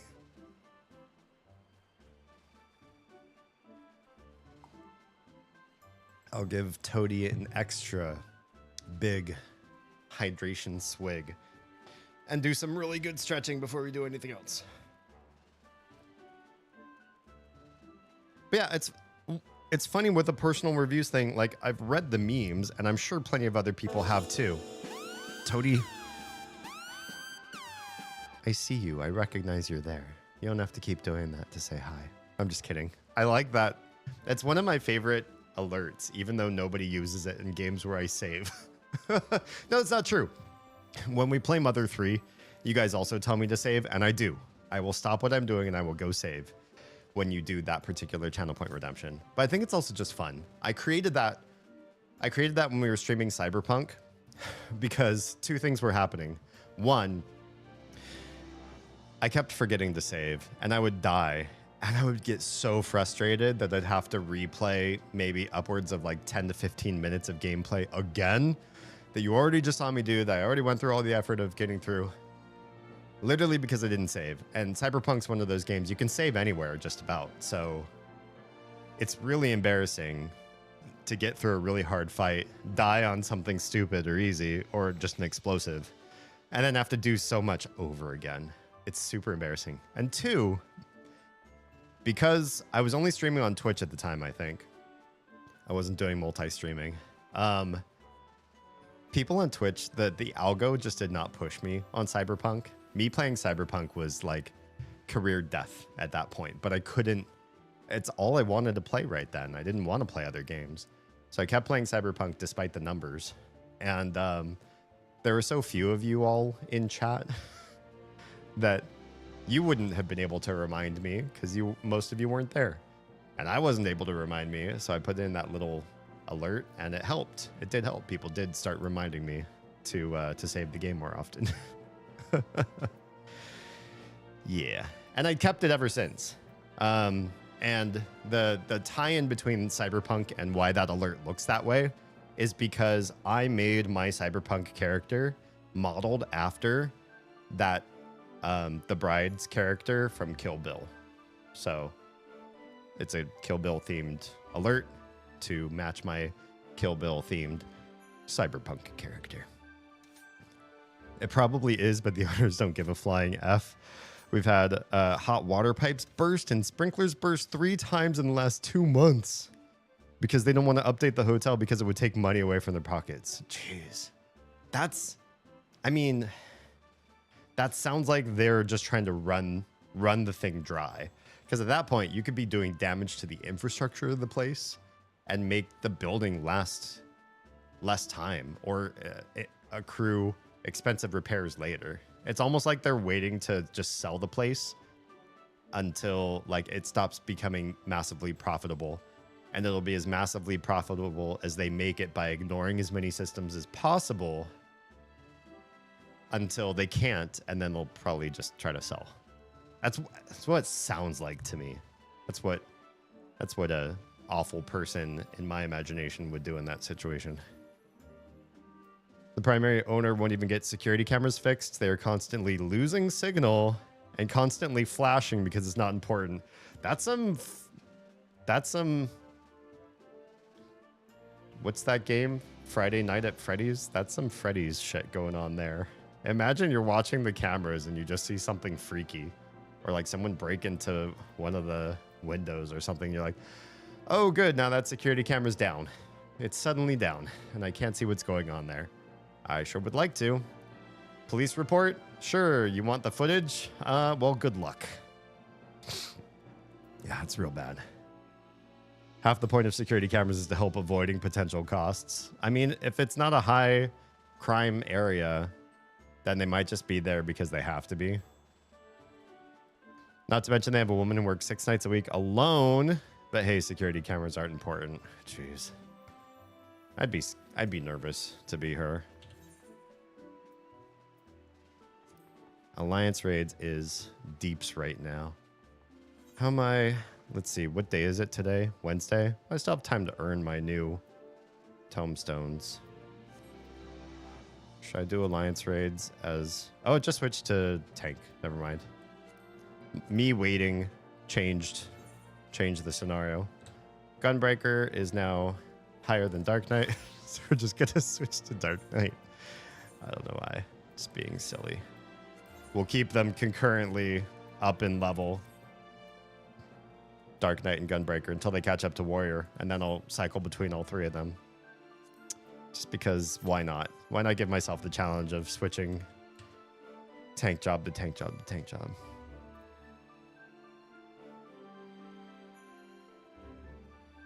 Oh, you're the one who works 6 nights a week alone? Oof. I mean, are you well armed at least? Mace, taser, pepper spray, whatever you feel comfortable having. Yeah, is the pay at least okay? From my experience and how much BS I put up with, no. I feel that. I feel like I've been undervalued most of my working life, but what am I supposed to do to get more money? I guess work for myself. That's what I'm trying to do. My job right now is to try to expand and grow content creation such that this becomes enough to manage this little household that we have going on here. That's basically all I want to do with my money is just make ends meet. And we'll see how it do. A change of arms. May the test continue. And for those of you that have been with this community for some time, I feel like we're doing pretty good in that direction. I've pulled some metrics. Some of you who are the coveted know how that looks.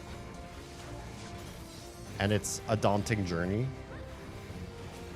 Content creation is one of those things you cannot just choose to do and suddenly you have enough to make ends meet.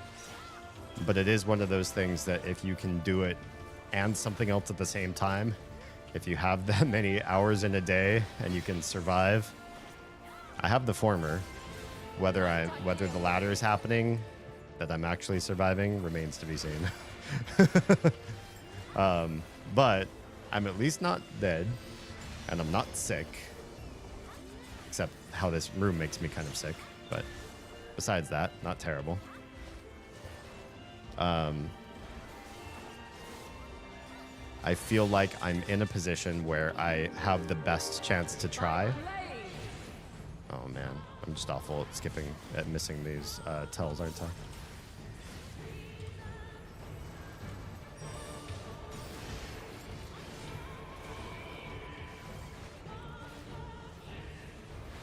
Yeah, I'm in the best position to try this and see if I can make this a professional push to make something of content creation than I ever have been in the rest of my life, and than I ever probably will have in my future. Especially in the future part of things too, because I'm only going to get older and more tired and more lazy. I'm not going to want to do... I'm not going to want to work the whole rest of my life.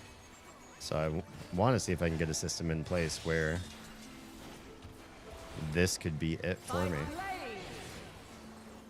Damn, 3 stacks of bone. I really got to pay more attention to what everybody else is doing. Everybody else is doing a great, great dance. They're dancing well.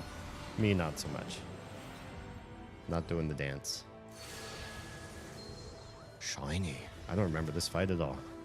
We just killed everything. I can kill everything. I can at least do that much. Oh no.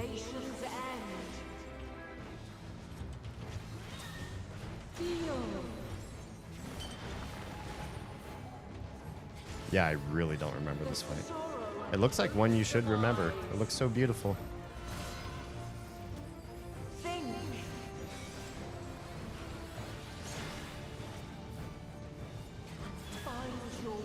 I hope you can find a different job. The place sounds like a health concern for you and everyone within the building, and safety concern.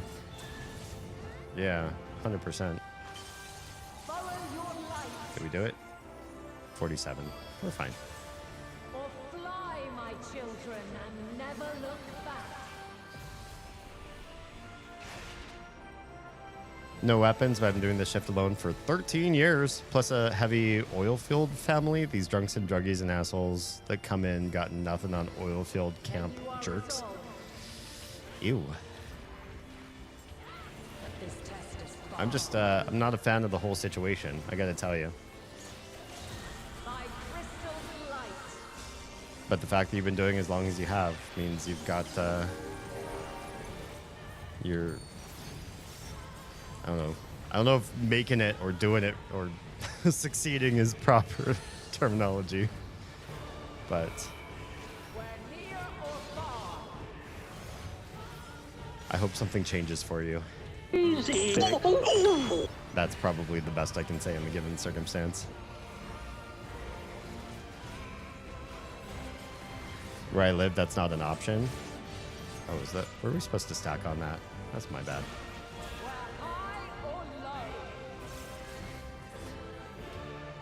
Oh my. That's a lot of AoEs.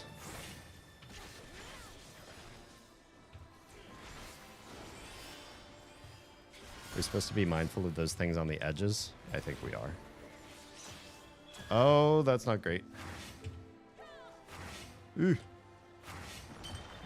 I almost messed that one up.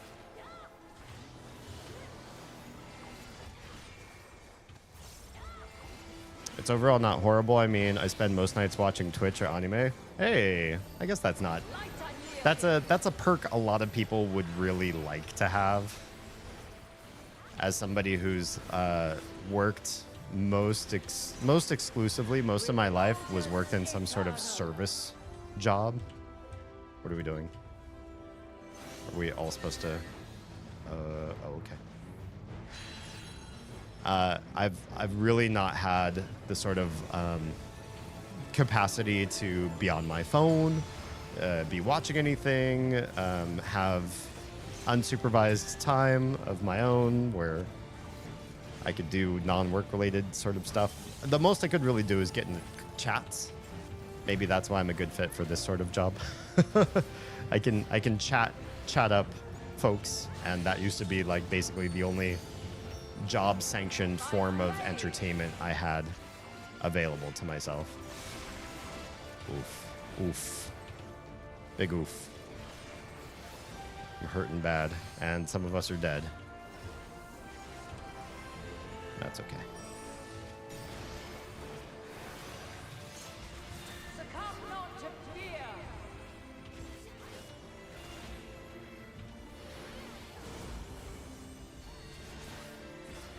Tank privilege. Any anime recommendations? Toady asks. Oh, there's lots of big tidal waves around the outside.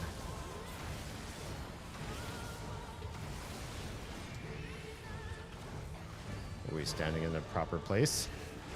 I don't know if this is right. Oh, they coming.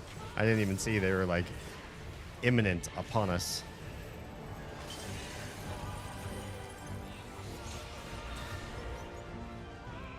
How dare you drag them off of my hard-earned floor AoE.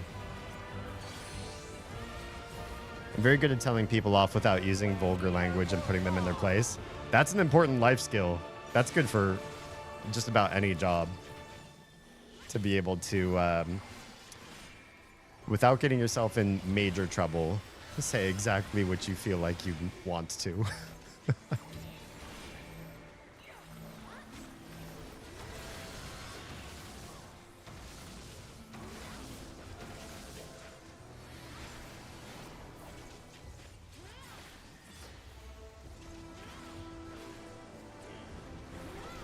So much creeping, impending, slow waters.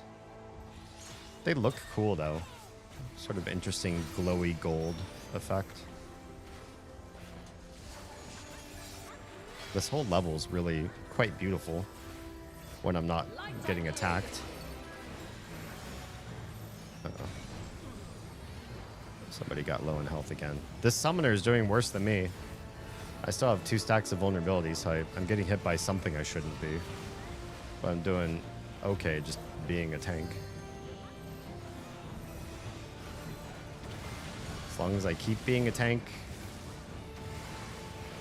and taking damage like it doesn't matter, abusing the game that's definitely skewed in tank's favor right now, I'm doing okay.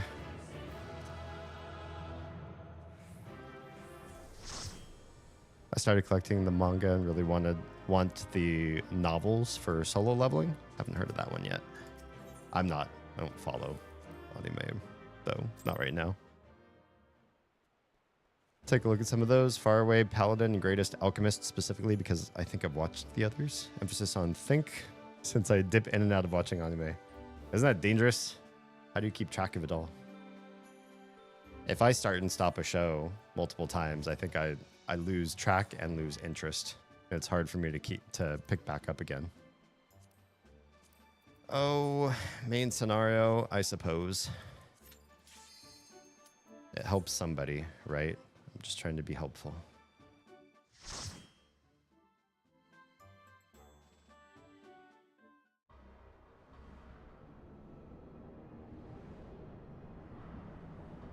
All right, what was next on our docket after personal reviews and how awful that idea is? Oh, did I even say the meme? The idea that your bosses are always trying to get maximum performance for minimum pay, and the employees are always trying to get maximum pay for minimum performance. So you will always have an antagonistic scenario between those two groups, at least in a traditional capitalist society. That's the meme, but it's true. And why people don't believe that, or why people don't know that by now, is weird. Like, that should be a given in every capitalist society, in every job.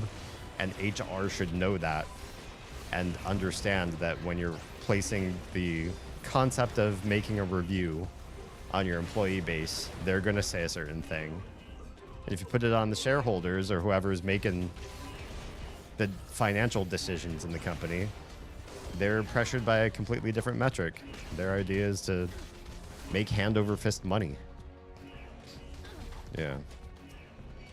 Oh, I still don't have a dash in and attack everybody move, do I?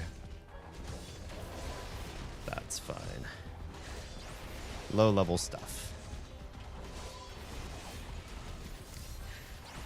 The Alchemist one's middle of a new season, so depending on how much you binge at once. Jam. Appreciate your lurk face. See you on the other side, unless you're going to sleep right now. You are going to sleep. That sounds fine. I suppose it's late in most places in the world except this house, where everybody's asleep but me. Have a good night, Jam. Thanks for the lurk support. Appreciate your face.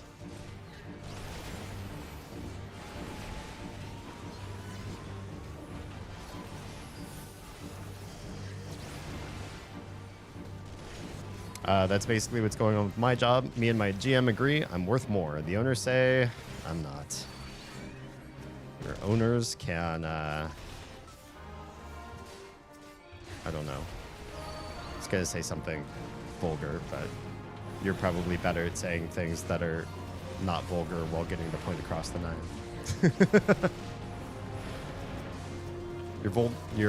Your owners suck. We'll just say that. I wish we had an HR department. That would definitely fuck your owners over. For them to be held accountable in that sort of way, that would be the end of their tirades, probably. In theory. I think about it, I have one issue with solo leveling. It's not an issue with the show itself. Just remember more and more of the plot the further in it goes. Ah, gotcha.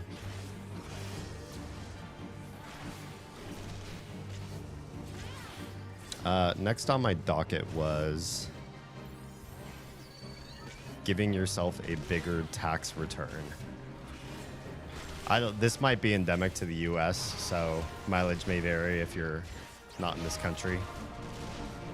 But here, we get a lot of advertisements for people, especially at this time of year, when our income tax filing is due. Because we have to file our own income taxes, I should say, first of all, for those of you that don't know how US tax works, that we do the tax calculations ourselves as individuals. And then we turn in our paperwork to the government and they fact check what we've done. So they have an answer, or at least an idea. And then they look at our numbers that we give.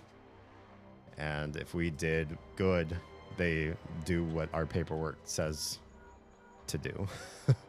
If we're too off or it's obvious that we're trying to cheat in some way, we could trigger an audit and things could go very, very bad for us. But it's usually not the case with most people. Unfortunately, most people, even though taxes are not hard, since 2019, they've made them significantly easier to file for yourself.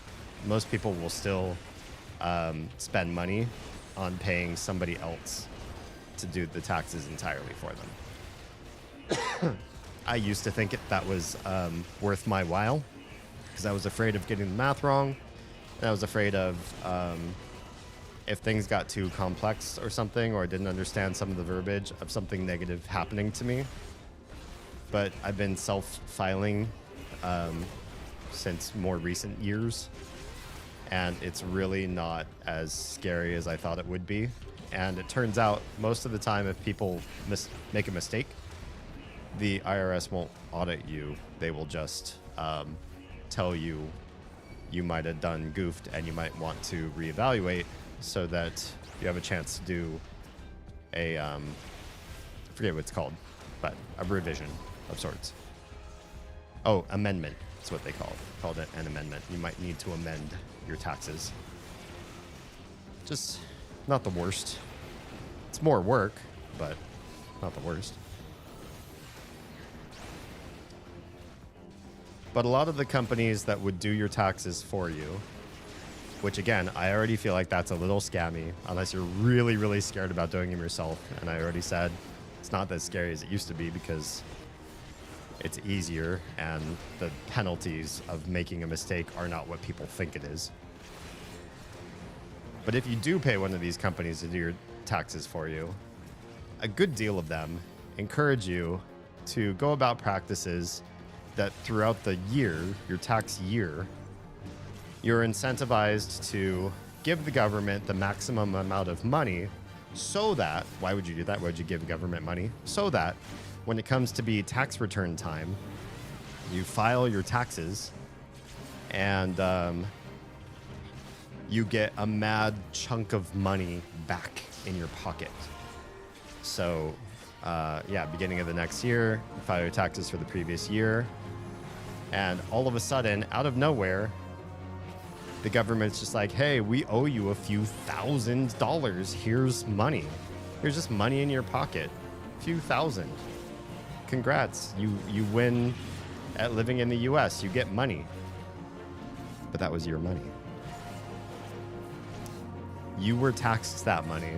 You paid that money. And that money was not part of what you owed. So throughout the year, you had less of it to take care of your basic needs, less of it to use in emergencies. You had less money to invest and make money off your money. If you had any sort of investment that you could do with your money, instead of being in your pocket, in your wallet, where you get some return, some percentage back month over month, usually those calculations happen on a monthly basis. Instead of you making that monthly extra money by holding on to your money, you gave it to the government to hold. If the government holds your money for you until tax return time, you don't make any percent on that. You make 0% on that money. So they can make money off of your money. They can do stuff with your money if they so choose. But you can't. Not if you let them hold on to it. The one thing that I think might make it okay to have a big tax return at the end of the year and say, look at all this money the government just gave me, which is literally just your money that you had them hold on to for a long time, is if you're just awful, compulsory spender sort of type person, and you will hamstring yourself if you see money in your account, i.e. holding on to money, while usually a good thing for emergencies, for savings, for earning interest, if you see that money and the only thing you can do is you have to go and you have to spend it. You've got cool things you want to buy and you've got no other recourse. That's just who you are. The money will go flying out of your pocket and you're going to shove it in the hands of Amazon or somewhere else because you've got no restraint. Maybe let the government hang on to it at that point. At that point, maybe you have a bigger issue, but maybe you have a bigger issue that should be tackled instead of just using the government as your budget therapy of sorts. That makes sense. Yeah. Hang on. I'll catch up on chat here. I see chat's way backlogged. I needed to do my rant. Oh god. Hi, Biggins.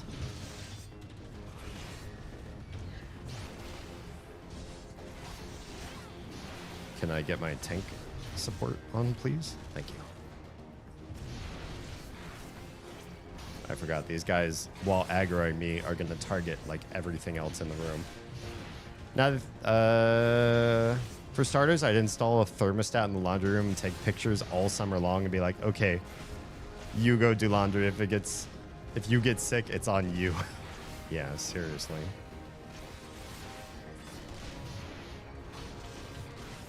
I feel like the IRS is way worse than it is up here in Canada.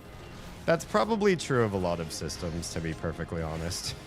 Now that we're starting to live in a society where citizens compare governmental systems and their impacts on the citizens, and we don't live in silos where we just live our own experiences and don't share that information, it's becoming more and more apparent where things fail in a given nation state, right? Yeah. I remember pretty much everything that happens after this current season. Ah, gotcha. My next return is going to a new PC because mine is quite literally a paperweight. Doesn't make toast, at least. I have my emergency money in my savings that I can't access with my debit. Oh, that's smart. So even if you did feel bingy, you've got it locked away somehow. I've had American friends since I was 13. We've always compared governments. Smart. That's a rare and valuable trait to have. More people need to have that sort of support and vulnerability. As I think also we were taught for many generations, at least in the West, that it's impolite to ask certain questions of those around you.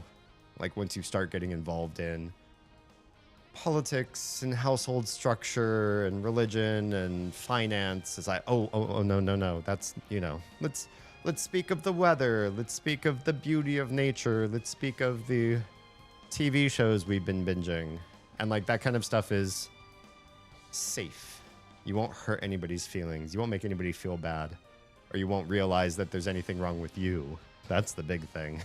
If you never hear anything disparate about your workplace versus another person's workplace, about your government versus another government, you can't make a fuss because you don't know that there's a fuss to be made.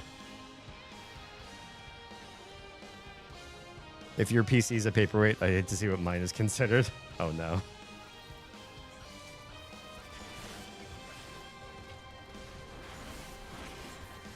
My Windows crashes with OBS and Discord open at the same time. Oh no.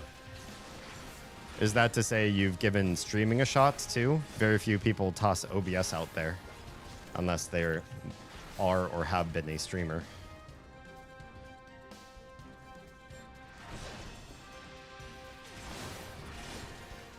Sometimes it even blue screens.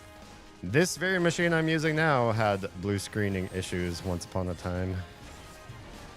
I've been trying my best to make sure it runs as smoothly as possible, but even as recently as September of last year, wasn't that when we had the crash apocalypse or whatever? Like every single stream died early and we couldn't figure out what the heck was going on. That was awful. I still have the VODs for that on YouTube, but I've like, do I want to delete those? But at the same time, it's like, it's indicative of an era.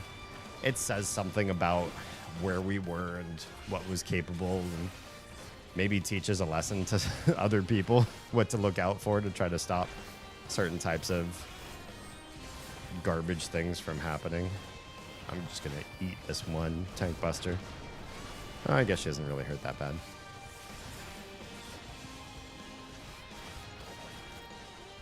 Mine's from 2011. I like how we're comparing like worst machine experiences. Yeah, well, how old is yours? How old is mine? Ooh. There are parts of my computer that are quite old indeed that I just don't want to replace. As long as they're still working. I'm a miser. I also have a lot of other like little systems to pay for. In fact, I have so many little systems to pay for, I completely forgot to turn this back on when I started using it again. But I started using it again. So I just remembered literally right now, near the end of... Not the end of... The middle chunk of this stream. There's a donation goal. It's for something that I already bought. I wasn't going to put this up, but a few people in DMs said, you should turn it into a donation goal so we can watch the progress of all of our subs, donos, and whatnot. So it's there. The donation goal above my head, if you're not watching on vertical, is for a light, which is currently shining on my face right now.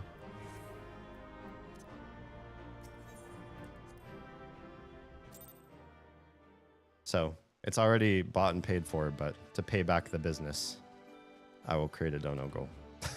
I forgot how cool this sword was. This is a glamour. This isn't the one that I have right now, but I loved the way this one looked so much that I glamour my current sword to look like it.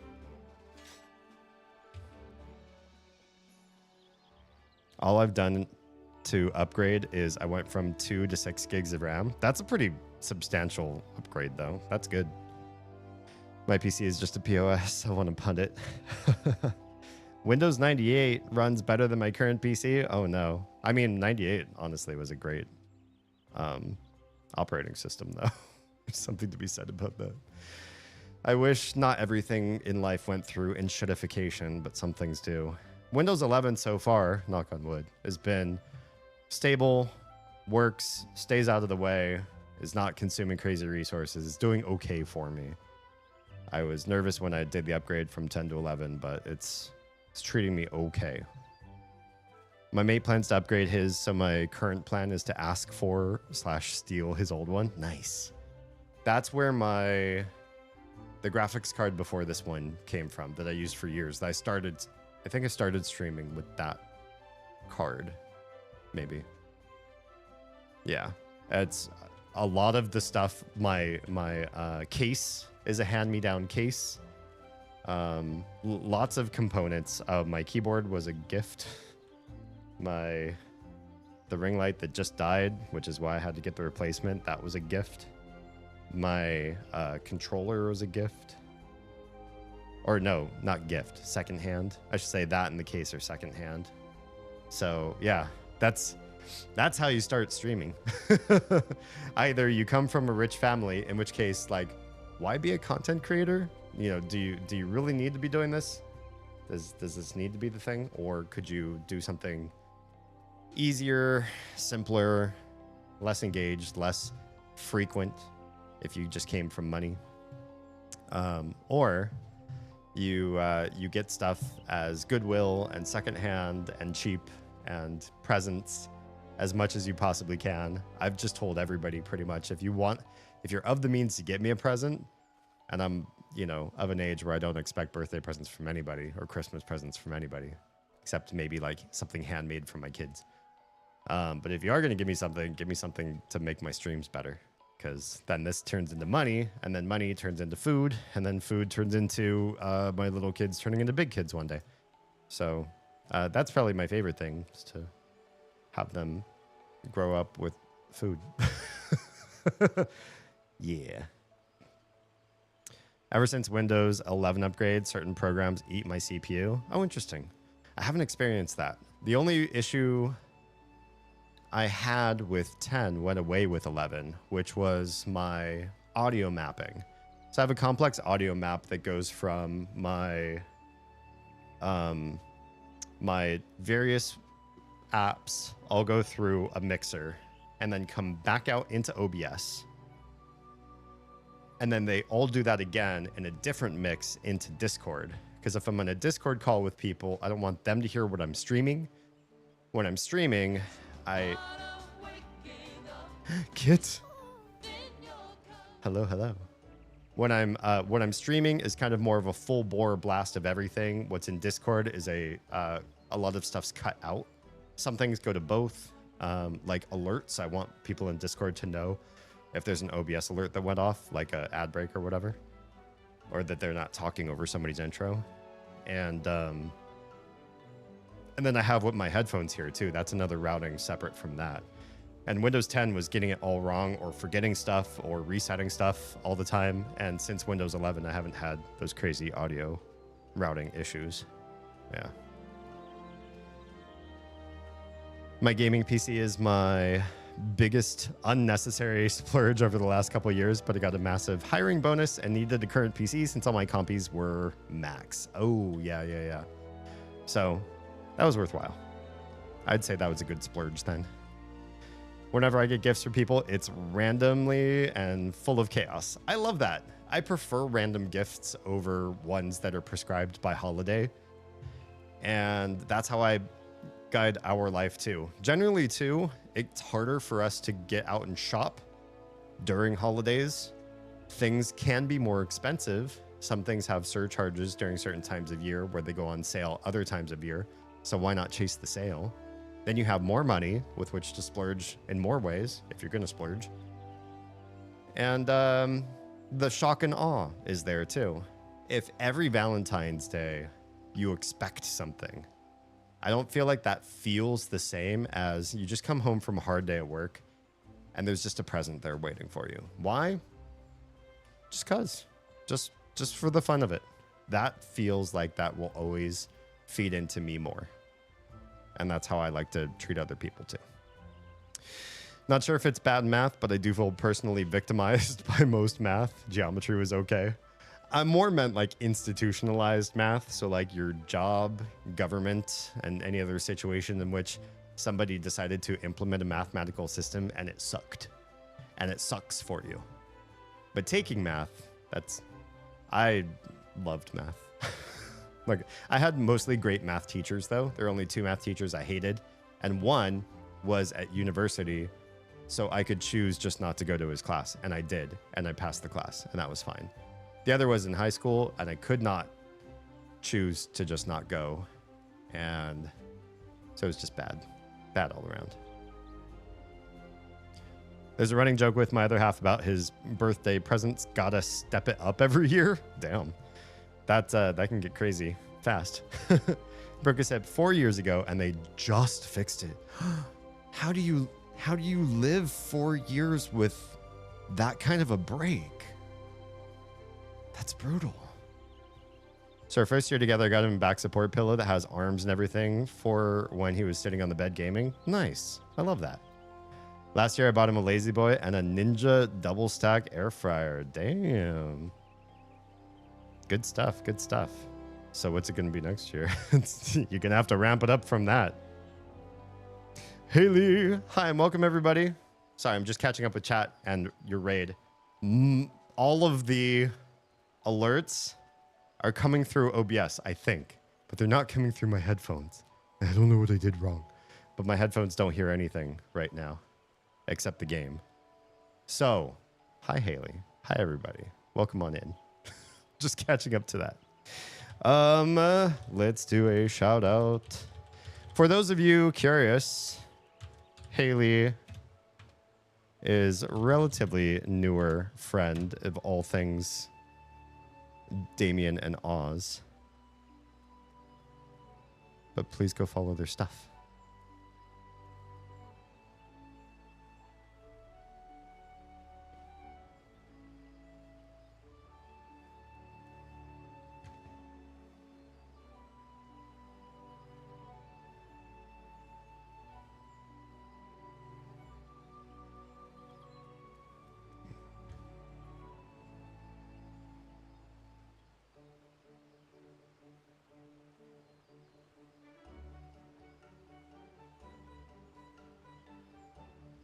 So I see what the issue is. My OBS is sitting at 1 volume and I can't change it. I've never seen this before in my life, but you can't hear anything coming out of OBS. It's 1 volume and it's gray. I can just pull this up on stream so you all can see. See, as soon as I said something about Windows 11, there, put it there so I can see it right above my head. We got absolutely interactive bars of volume and ones that are not at all. As Google Chrome is doing this and OBS is doing this. What is going on? They're just completely disabled and they're at 1. Stupid. Anyway, if you want to see us hanging out together, I think tentatively, maybe we can set this in stone right here in stream. Haley, Oz, myself, and maybe a couple choice other folks are looking to stream Repo on Friday. This will be an off-stream night for me, but I'm taking time out from editing and doing other stuff to join in on some multiplayer gaming. So should be chaotic and fun. Please do join us on Friday. That will be streamed. Haley, are you going to stream that on your channel? I know Oz is probably going to be streaming that on her channel.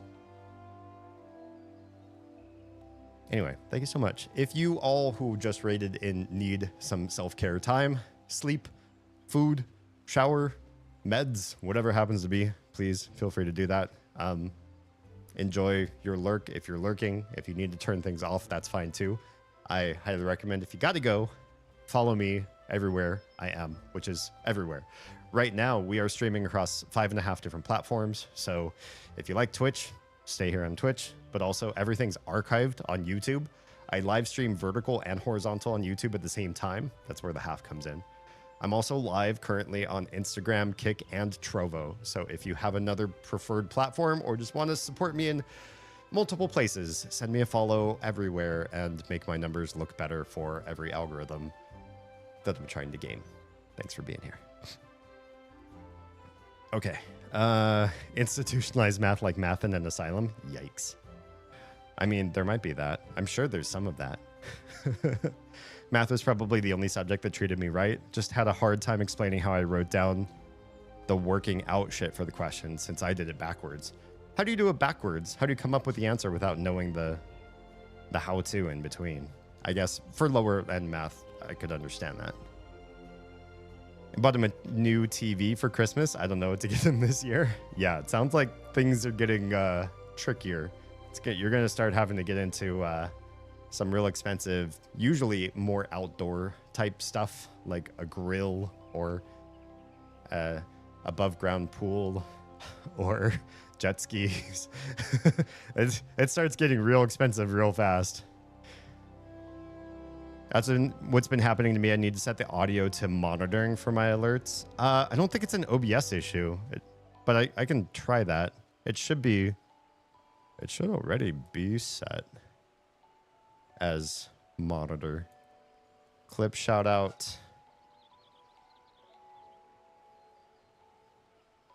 Interesting. That one looks like it's working. What was the other one? Sound alerts? I mean, I'll toggle them off and on just in case that was the issue. Another blind clip. It happens. I just pull random from your entire clip career. Make sure your audio for alerts is set to monitor and output. Yeah. I have that set up for everything. I have a chat redeem that forces me to play blind for five minutes. You are brave. That's more time than I have alerts for almost anything. I even had to cut the Mandarin one back down because it got distracting and confusing for new people to join in and just hear me speaking Mandarin for far too long. Been lurking you in the background as we played. Thank you, Stuart. Tried to convince Haley you were just dancing.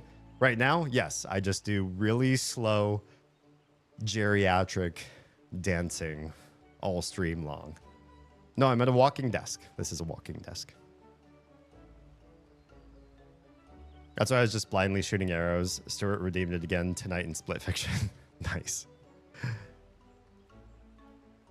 I'm going to stream. Need to ask her if she wants to co-stream it or not. I've never tried the new Twitch co-stream. I did it back when it was called Guest Star, and it worked out okay. There are a couple glitches in the way, but maybe now that they've upgraded the term, they've also upgraded the infrastructure. We'll see. We can test it out on Friday and see how it goes. We actually got a pretty good clip tonight where Stuart walked me through where I needed to go while platforming. Oh, nice. So, like a guide dog. I say that because Stuart's playing a dog in one of my games that I stream on Sundays. Maybe a new couch. I don't like the couch we have now. Perfect. Yeah, I feel that.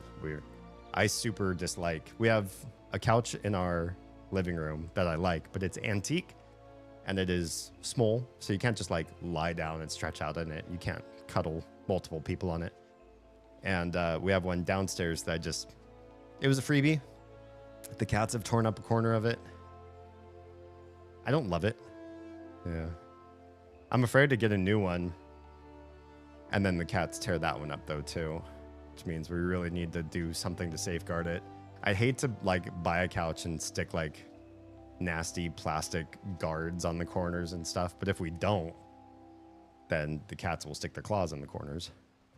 I don't know why they do that.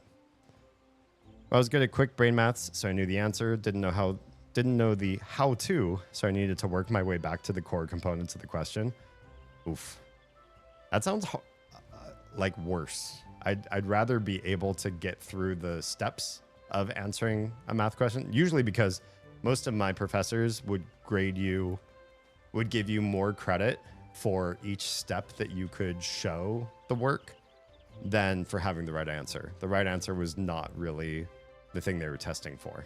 Like if you got something wrong partway through, you flipped a positive or negative sign, or you employed just like one wrong step or skipped a step somehow, you would definitely get more credit than if you showed the right answer and no work.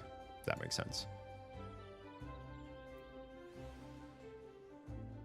I only have 2 months to figure it out. Oh, bye. That's it's coming up real fast. Okay, that one's done. Alliance raids. Alliance raids. Staying Dark Knight? No, Dark Knight's already 92. Let's go back to Gunbreaker. I've never like gone through and leveled the tanks this way, but something. Oh, I also have my society quests up. I can be doing some of those for experience as well. Let's go and take some of that. Do I also have... Maybe I also have Gold Saucer. I just do the daily, like the mini cactpot most days for a little extra MGP, just for the funsies, because it's free and it resets every day. My math teacher failed me because he failed to put show your work, and I just put the answers down. That's on him. You should be able to argue. Probably not. Can't argue bad instructions. Most teachers will not accept that. I also got more marks for showing the work, hence why I had to scuff the work when I already knew the answer. Fun. All right, I'm going to go decompress and sleep. Haley, thank you for mistrusting your community in my devious hands. I promise to mistreat them as much as I can. Thank you. We had a frustrating moment in the game tonight, and I was getting salty. That can be fun. Don't knock the experience that sometimes people like to see that kind of stuff. Yeah, have a good night. Entertainment looks different for everybody. I guess we already did our cactpot thing earlier today.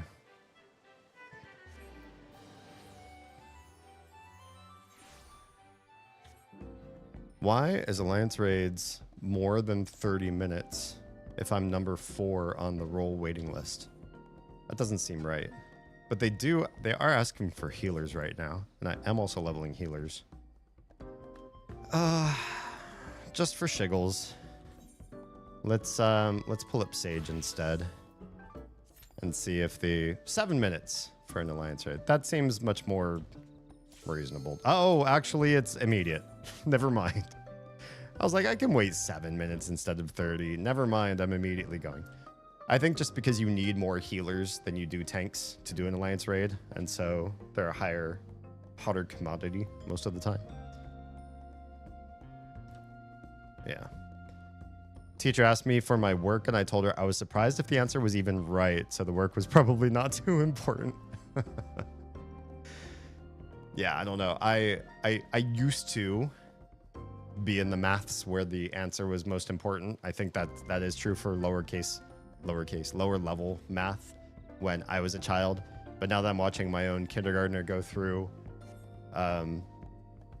academics, I'm noticing there's been a shift in instructional design that I agree with, that focuses more on the skills that help you gain access to critically thinking about a situation, whether that's something that you are trying to sound out, like the letters in a word in an English language context can be pretty garbo. So how do you make that word come to life? Sorting out what happened in a story or what didn't happen in a story, making inferences about science.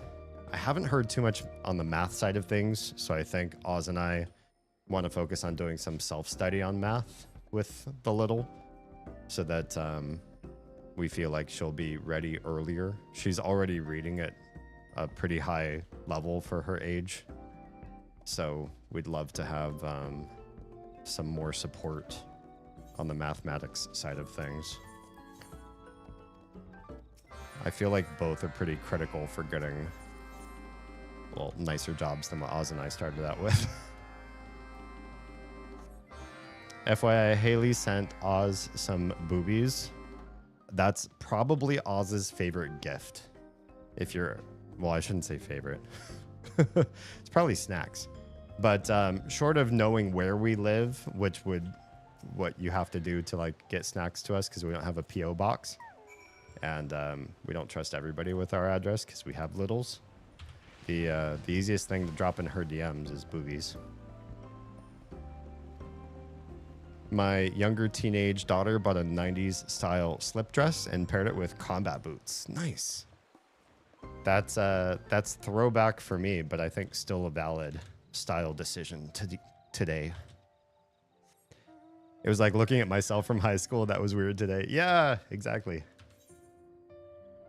That's fun. I love that it feels like I had a great term for this. I came up with this 3 or 4 years ago, and I swore I emailed it to one of my friends because I was so excited I made up this term, and now I can't find it anywhere. So maybe it was a text message and like didn't get archived or something.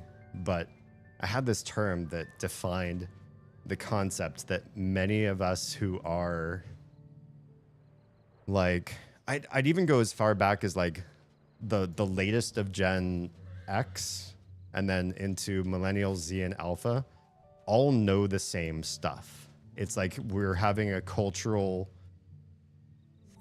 I won't say implosion, like a squishing. That's not the word I came up with. I came up with a really cool term, but like a squishing of sorts where everybody I talk to, regardless of age, except for old people or older people than me, knows what Transformers and Pokemon and My Little Pony and Nirvana and like all these things are. There's no like, well, this person's so old, they're like out of touch. Remember when you were growing up, if you're around my age or thereabouts, and you talk to old people and they were like, oh yeah, I used to listen to the radio and I don't know what TV really is. And we used to play games like stickball out in the street. And what's this video game thing? They were just so confused and lost. They didn't listen to any modern music. They didn't know anything. Movies, modern TV, modern music, like they were out of touch. They stopped keeping up with culture at some point and decided that whatever was cool in high school or early college was probably the coolest thing they would ever experience in the rest of their lives. And they just stopped. Now, that didn't always happen. There's some really cool old people. But the stereotype was they get out of touch at some point. I feel like that's not happening anymore. People are just staying cool longer. And that I can talk to very young people and we all get along. Like we know the same stuff. My kids, my friends' kids, they're all into a lot of the things I grew up with. And I'm not like socially constructing that with my own kids. I'm not telling them, you have to be into things I was into because that's the only way I can get along with and understand you. Like live vicariously through you. I just feel like culture is experiencing a squishing, and until I figure out where I sent that other term that I came up with that I thought was way cooler than that, I will just keep calling it a squishing.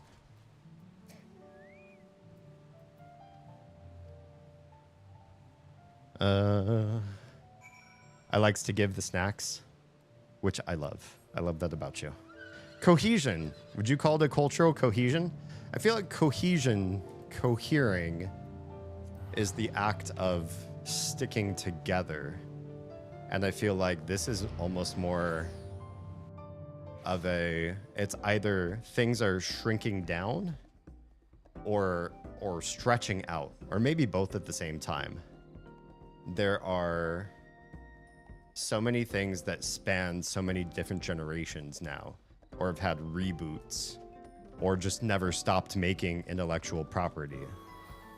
Like some bands and some video games and some other franchises just haven't quit. Like they keep going. Whereas if I think about stuff from like the 50s, 60s, and 70s, I don't feel like very much of that persisted later or came back. Maybe a little bit of it came back, but didn't stay for very long. Well, I have seen bell bottoms on kids, and that was a 70s thing, right? I think it was 70s. So some things from older generations do come back and stay. Lasagna. Yes, cultural lasagna. Layers and stretched across the entire pan from generation to generation. How dare you, Kit? Now I just want lasagna. Today, I wish I had eaten more food, but if I eat anything now, I will probably screw over like my whole system and circadian rhythm. It's already weird on my stream nights that I generally go from ending stream, shutting things down here, to maybe taking a small power nap at best, but usually going straight into doing prep for the kindergartner to get ready for school. And I've been up since getting the kindergartner ready for school. Yes, or yeah, I guess now officially yesterday. I should probably do one of these. This will make healing a lot easier.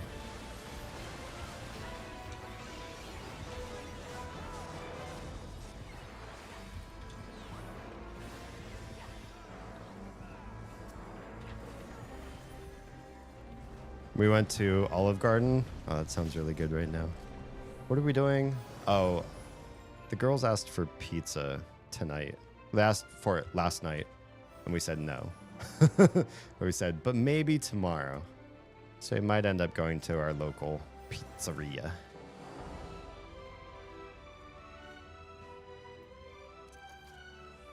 Yeah. I had salmon that was undercooked, but I brought it home and nuked it. I guess that works. I'll usually complain if something is undercooked, but it also depends on how late we're out and how much I care.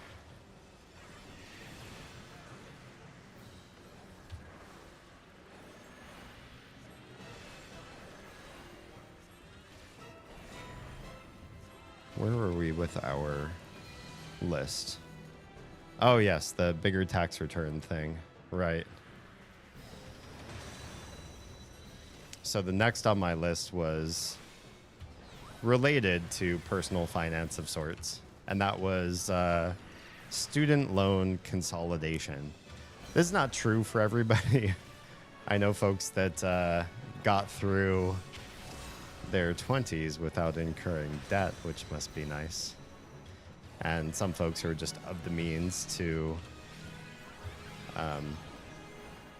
not have had debt, or didn't go to college and just got a job, you know, not doing it that route. But for me and a number of other unfortunate folks who need to mind their debt and still have debts up in the air, one thing that I get a lot of notices for are companies that are willing to help me do a consolidation. What's a consolidation of debt?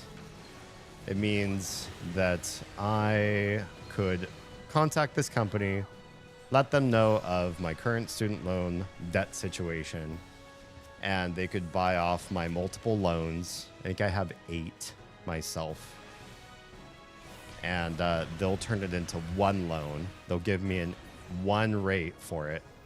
And maybe that rate will be lower than my current loan rates. So I might be able to save money as well in the end. However, selling your debt to a third-party company and letting them manage your debt instead of doing it with the government, at least in the US, means that you don't have rights to any sort of government programs that may come down the pipeline, whether that's different ways to pay off your debt, different types of forgiveness, laxities that only the government will afford you. Oof, I took a big L there. Why am I hurting so bad? Why is everybody in my party hurting so bad? How dare you? And yeah, if anything changes in the student loan scene, it doesn't usually affect anyone who's paid for debt consolidation. That really sucks.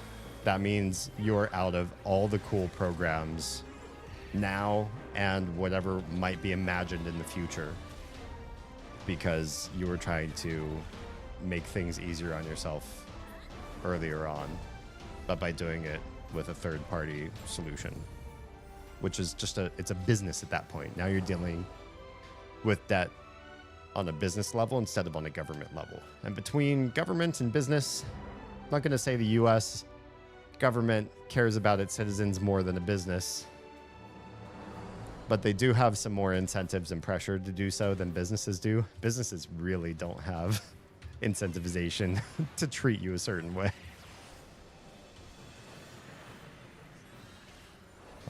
It was a really thick piece. Whoever cut it should have made it thinner. Oh, yeah. Thick meat is just, it's tricky. You don't want to sear or dry out the edges. You want it to be a good experience all around. I think the only thing worse than getting undercut meat is getting dried out meat. And how do you solve for that? You can't rehydrate meat that's been screwed up. So I would rather any restaurant err on the side of, oh, we didn't quite prep it as well as we could have, versus we overcharred the ever-loving crap out of this. Good luck.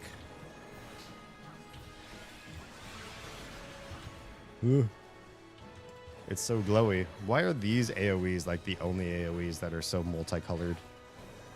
They happen in a few other fights, but they're rare, and I don't even understand why the color scheme, what that implies. Rest in pieces, Dave the Spider. Oh no. Did Dave overstep his boundaries? Fucker got a little too comfortable in my window. Oh. Alright. Sorry, Dave. It had to happen. These things aren't inevitable, but sometimes spiders just can't help themselves. They overreach.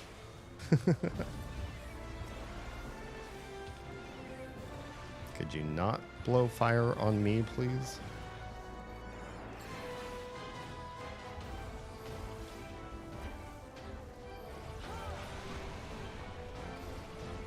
Yeah, I feel like one of the worst games that American businesses play is that they have your interests in mind.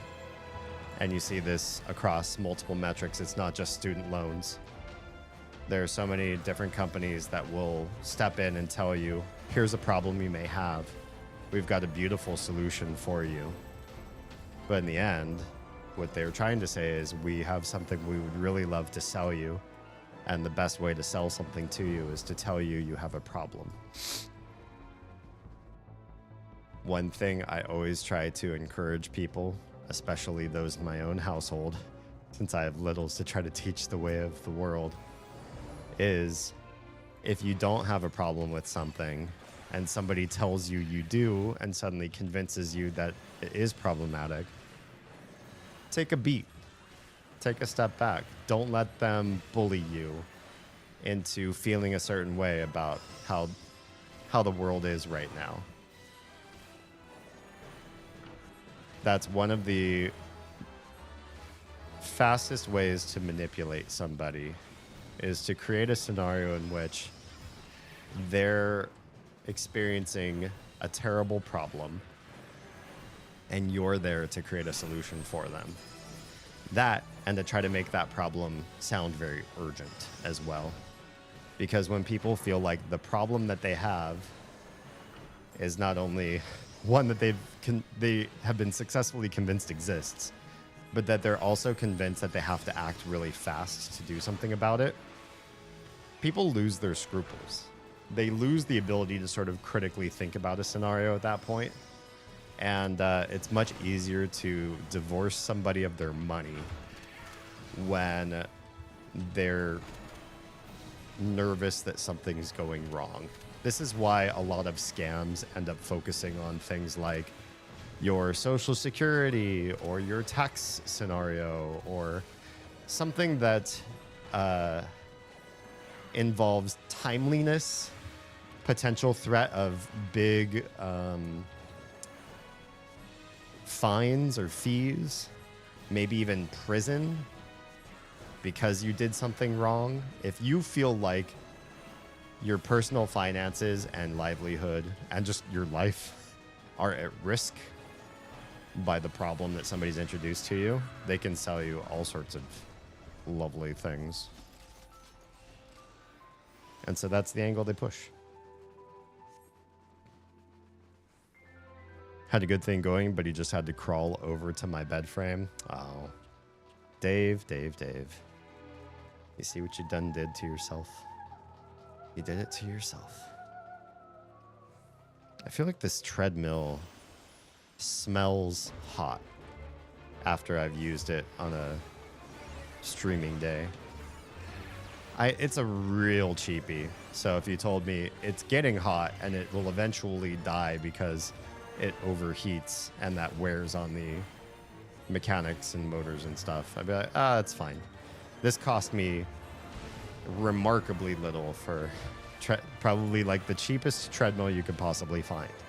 But you know what it does? It moves. At least for now, it moves.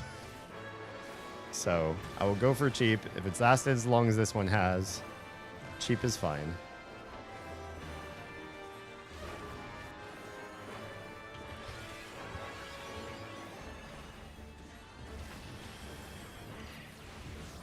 I'm building up this meter, but I don't think I have anything to spend. Oh, no, I do. That's the Healy meter. Man, I just really don't play Sage very often. That is my emergency heal dealy.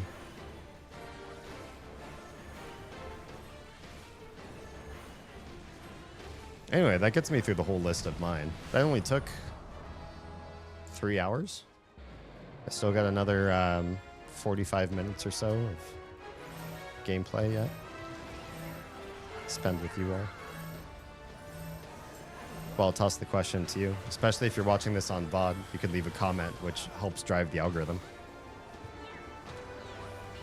What areas do you feel? Oh man, these people gonna die because they're acting a fool.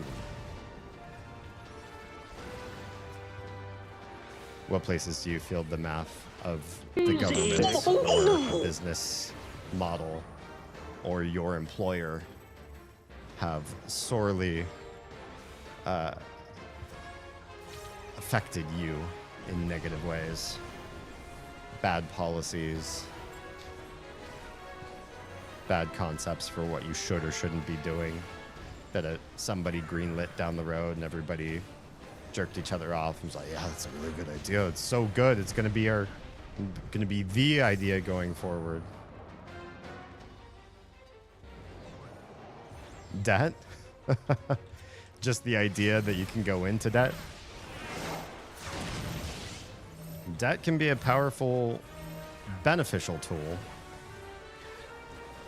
but it can be tricky to use and manipulate. Usually, the big issue is the people who are having problems with debt aren't saddling. They're not the folks who have the ability to saddle debt as a tool. They're riding the wave.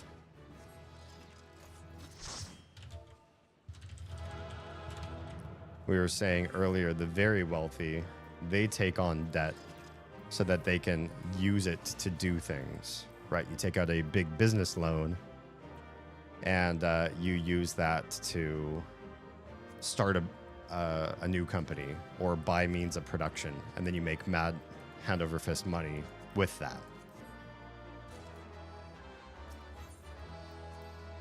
Or if you can, there's some rare scenarios in which this is allowed, and I've seen some of them myself. I've been scared to do this, especially I don't think I would do this right now with how fearful the global economy is.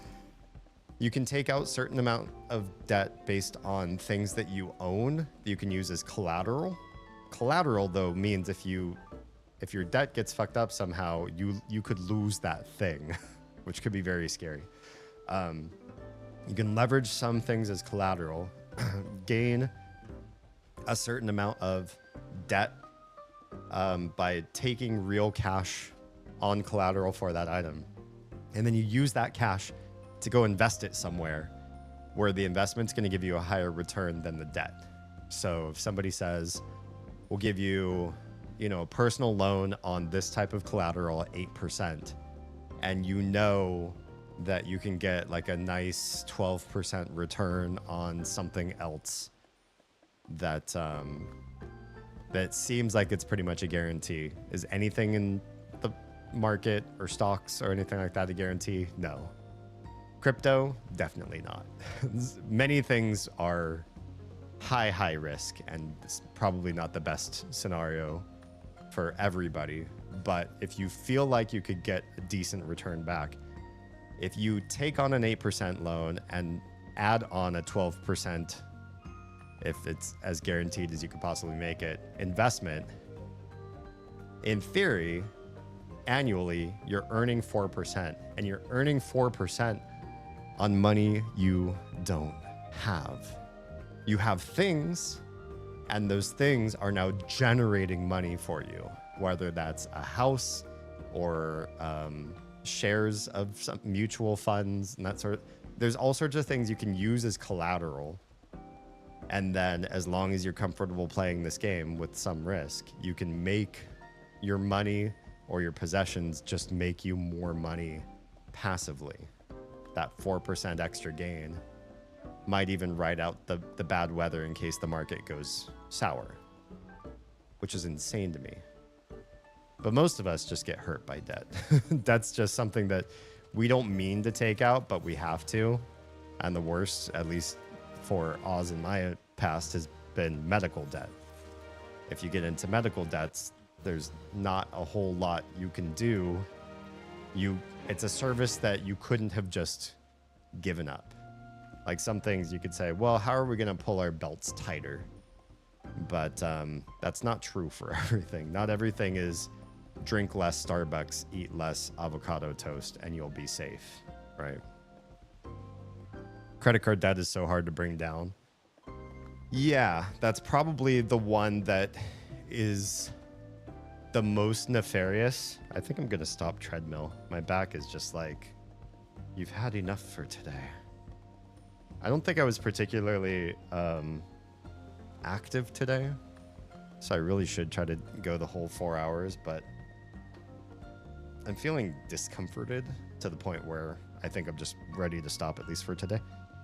But yeah, credit card debt is usually the absolute highest percent of anything that you could possibly open up. I can't think of anything else that charges a higher percent. So if you owe on anything, you could do a deal with anybody, even calling up places and be like, hey, if I feel like I need to miss a few months of payment, what are my penalties? Or is there some sort of grace period I can ask for? Is there some sort of forbearance I can be put under? What can you do to work with me? Generally, you could do this with the credit card companies too, but I would do it with everybody. I would do it with everybody and say, what happens if I had to miss like 3 months of payments or something like that? Or what could we do to try to change my repayment schedule? Or could I put a pause on this or something? For everything that you pay for, except obviously like utilities, you can't. They will not bargain with you. And then use any of that extra money that you aren't paying in other stuff or that you can pause for later and dump it all into the credit card. Dump everything you can into the credit card. The faster you get out of credit card debt, the sooner everything else starts to go better in line, because credit card debt will erode everything real fast. And it's easy to ignore because it's scary. And then when you do, the credit card will pressure every other system. It's just so, it's its own category of speed of growth. Not a single investment grows that fast, and no other debt grows that fast. So it is very dangerous to leave alone. I would almost be willing to let certain utilities be cut off in our house, like gas, than to have a credit card statement I couldn't pay off in time. Because I'd almost be willing not to pay for actual gas for the car too before I went into credit card debt. That's how dangerous it can be and how precipitous it can be when left alone. All right, let me put my chair back up. I have to step away from the mic. Y'all say you can still hear me when I step away, but I still just like to say it because I know I get, at least in my own ears, I get really quiet, but everyone else says you all can hear me okay. So just give me a sec. Take some elbow grease. Get this going. It's heavier than I want it to be. And it doesn't fit under the desk just right. That's partly my fault. But it's not terrible. Just requires... It's my last workout of the day. I'm getting the chair back up here too. My really, really tall chair.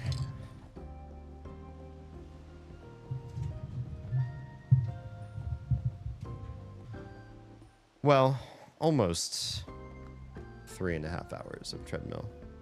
And make it to 4. But I'm going through it. I was going through it today. So better that many hours than nothing. I've had some treadmill streams where I was just like, I'm going to make it through the whole stream and this is going to be fine. And other days where I was like, I've been so active today, I'm not going to open the treadmill at all. But today was a good concession between the two. Normal raids, do we want to go back to Gunbreaker? Try to get that to 92 if we can. Let's give it a shot. It usually goes pretty fast. I have one I need to cut up, so I can't be tempted to use it until it's paid off and closed. Yeah. Yeah, credit cards are probably at least in the US, the most predatory thing that exists out there. Most of them are garbage and awful. They don't work well with their consumers. They're just an overall negative experience for everybody involved, except the credit card company.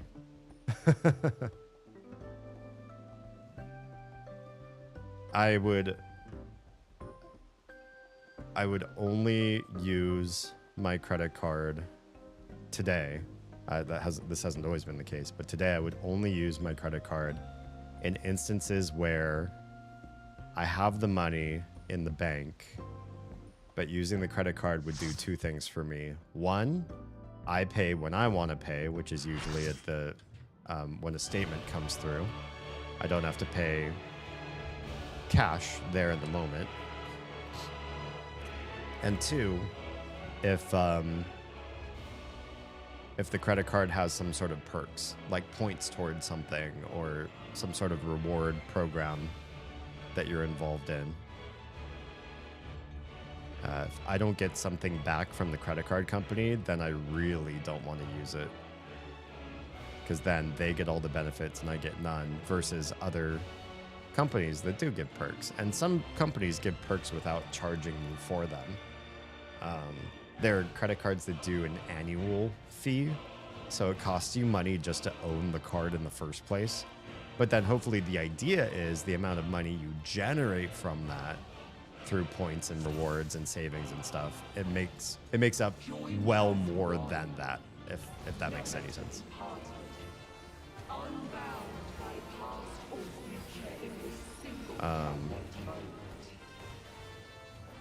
But there are plenty. We worked with one card. I'm not sponsored by anybody, so I don't want to say any names per se. But we worked with one card that was free, no annual fees at all, and we got pretty good benefits for having it. We saved so much money on top of whatever else we were doing. It's like just owning the credit card and using it. We were spending less money on everything ever, if you think about it in that way.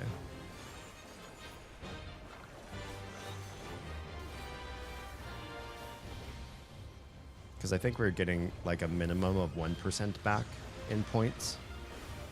So the entire world's worth of merchandise that we had to spend on, it was always at least 1% cheaper, sometimes up to 5% cheaper, because they incentivized certain types of spending, like gas stations or grocery stores or online purchases or whatever.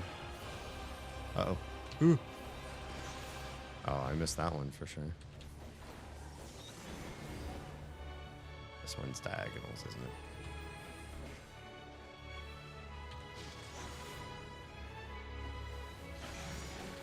I don't fuck with credit cards. Well, I don't know. Because like what I'm saying is if you find ones that give you perks, then those perks they're beneficial. You have to set... What I do is I have a calendar app and I just have push notifications set up well ahead of when I need to pay off the cards, so I never mess up. And if I miss the push notifications, then I'd probably need to start something else like alarms or whatever. But do whatever systems you can to make sure that if you ever have a due date on something, you match that due date or beat it so that you don't get penalized. But as long as you're not getting penalized, some credit cards are just going to give you money and perks for using them. It's subsidized by people who fuck up, so don't be one of those people who fuck up. But you can definitely make it worth your while. These are actually quite good. See? Let's have another one. Happy? Mine I just hide in my safe in my storage unit. Uh-oh. Do we have to stand in it? I feel like this isn't right. Ooh. I hope that was right. Oh, because maybe it would have killed the treasured memory. I hope these folks know better than I do how to do this dungeon, or this raid, because I don't remember this one that well. With Chapter 3 bankruptcies, it's about to fall off. Got into a real estate bind. Paid back our plan in 3 years. Nice. Problem then is you have to start rebuilding credit, but the bad credit, so you get high interest rates. Ew. Why would they do that? Why do they make it so you have to pay... You have to make credit out of bad stuff. That just seems rude. Like, yeah, you can come back into normal society, but we're gonna give you the worst hamstringed version of how to do it.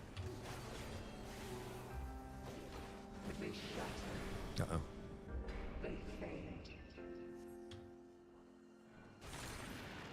Twice when we moved, a family member rented our old house. That's pretty badass.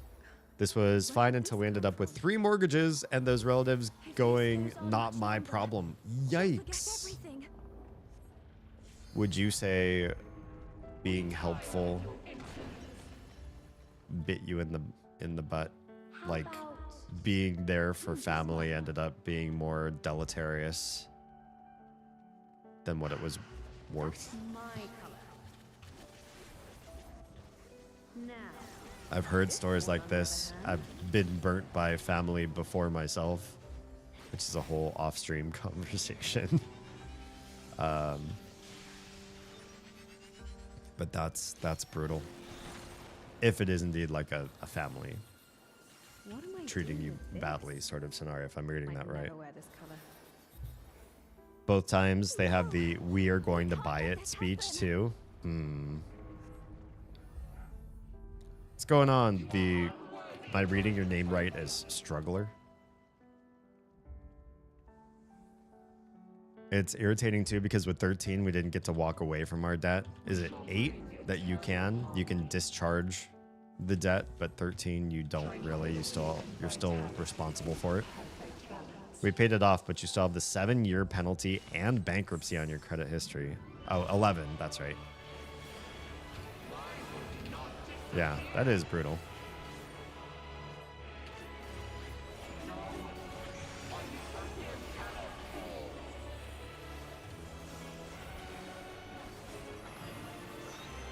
Oh boy. It's Ifrit and Leviathan, so in and the sides.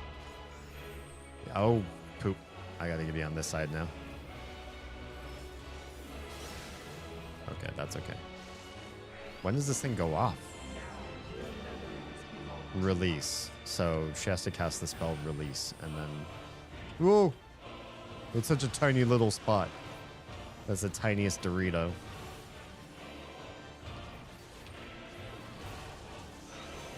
Chapter 11 discharges the debt.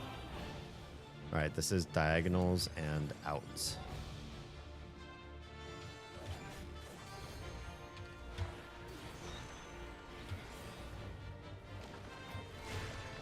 Oh, also she just pulled from Titan? Who's that on the far left? Yeah, Earth and Fury. So there's going to be a release too at some point.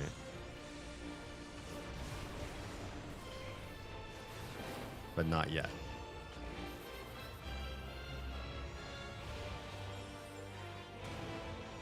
Just get away from these guys.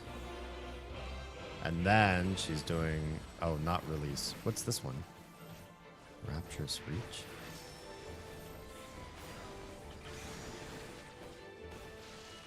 Release yet? There's release. And you have to have had it memorized to come out. Yeah. On the diagonals. Good. Missed that one.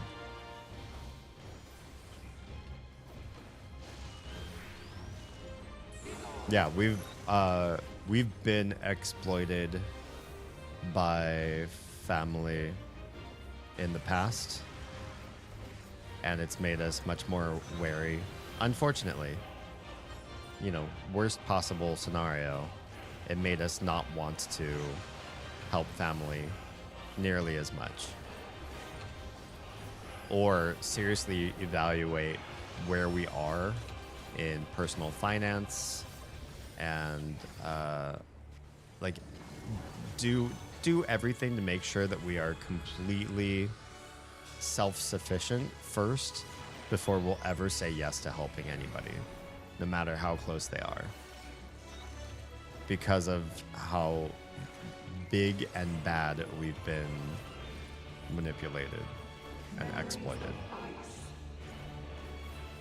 It's an awful feeling to feel like you can't just help everyone to your utmost.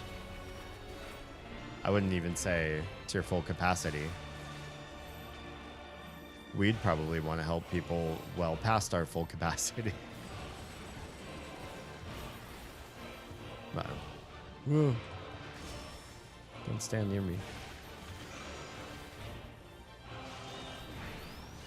I already well forgot what release is gonna be. Oh, did I get out of it in time? I did.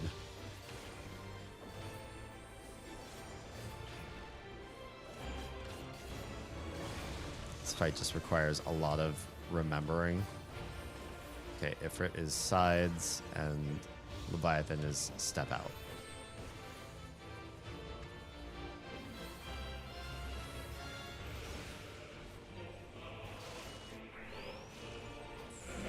Should almost be done.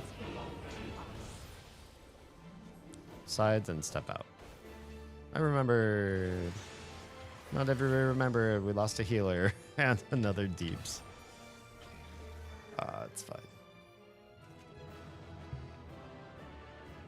But yeah, I would the ways I would help in my own future without questioning would probably all be wrapped up in personal time and labor.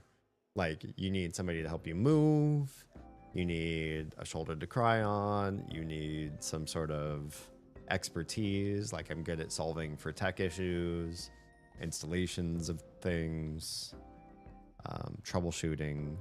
I will spend time that I don't have to help out family when it comes to being of benefit to them in person. An extra body or just an extra brain to pair things up to, or extra heart to hear problems and maybe give advice if advice is desired. That's the sort of way I would want to help. But if somebody says the way I need help is just financial, I'm really hesitant to do anything about that then. I don't help anyone. I'm 100% a detractor at all times. Nice. I think we just have frontline to go. Should we do... Oh, that earned Gunbreaker almost no experience. Let's do frontline. Ugh, it says more than 30 minutes. We'll see. We'll see how good or bad it is.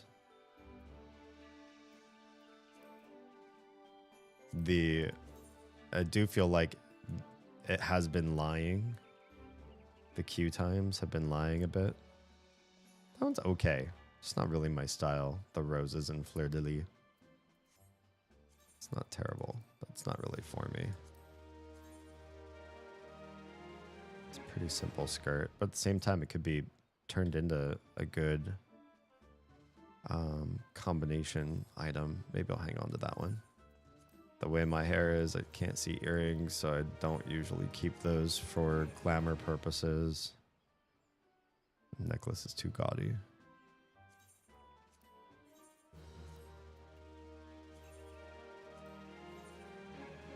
If need be, I can hop on. I don't know the two people are going to change the queue times of frontline. I think it's just there's a certain time when PvP is done in this game, and if you're too late or too early, that you miss the time that everybody else is queuing for it.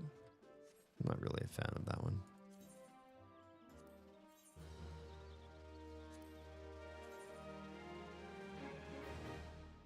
These are busy gloves.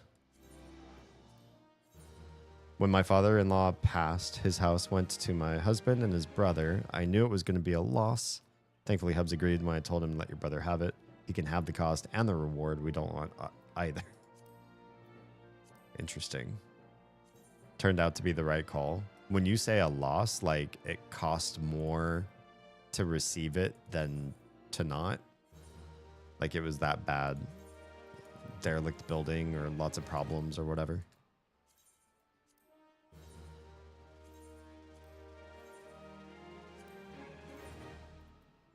Zervanite Cane. I've seen this one before. Just not really a fan. I don't like most of the Zervanite things. Hive Cane. Where did I get all these canes from? I like the hive stuff. I like the color scheme of the glowies.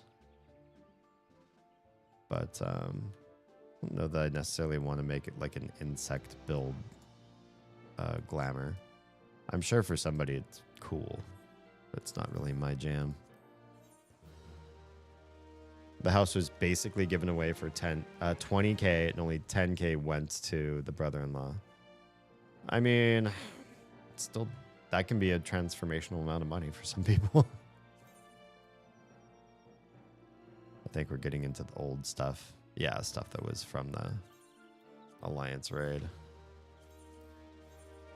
If there was anything in this type of in these drops, I've probably already got it in my glamour chest.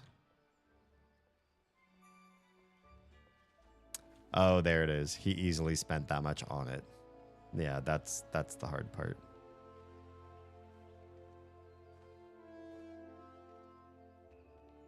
If you knew it was going to be that much of a fixer-upper, at that point, I might personally just try to sell it.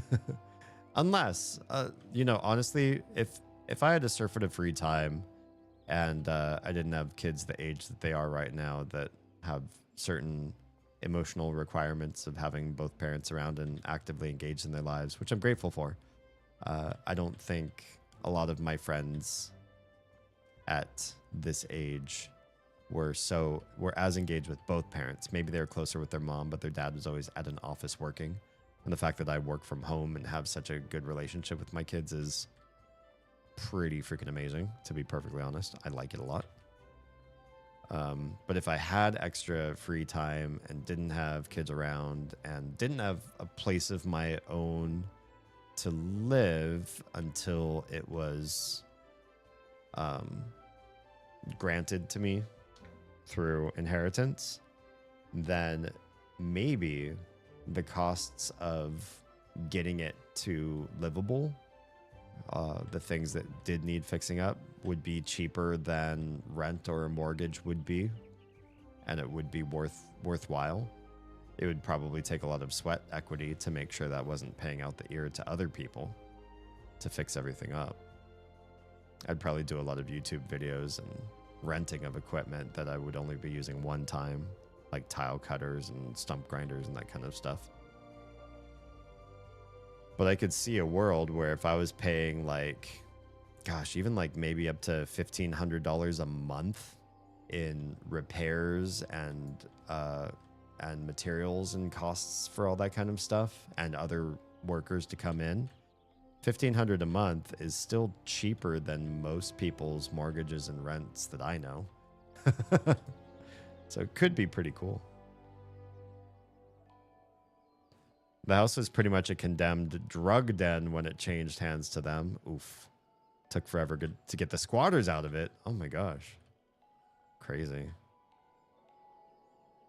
That's a lot. Kit, you have a very colorful family history. I mean, yeah, you and the husband together, I should say. You have a lot of interesting stories. You ever considered streaming? Just kidding. Can I shout out We So Penny? Or do you not like it when people shout? I don't know that I've ever asked. I don't shout you out nearly as much as I could, but maybe it's because we've had this conversation and I forgot. Go ahead. Excellent. Can I make a habit of this?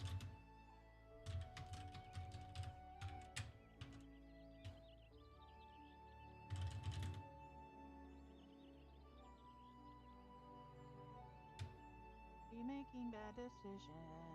I can hear it now. I didn't change anything to my audio and I can hear it now. Oh no. What a horrible way for that clip to end. Clips the end too soon. I have yet to play that game. I'm not a big fan of cat and mouse, but it does just look fun and I love the Alien movies. Yeah, she killed me. I kind of figured that's what happened right after that. We can put some of this stuff away.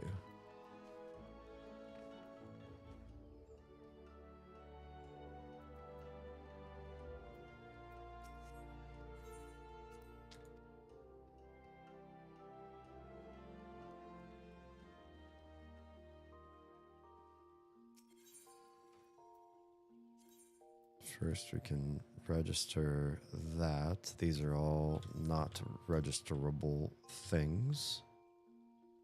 We have some stuff we can store, I believe. Duplicates, a couple. I think the other retainer might also have at least one thing I can put away. Nope, no such thing. No such luck. Maybe we sell this materia though. Nope.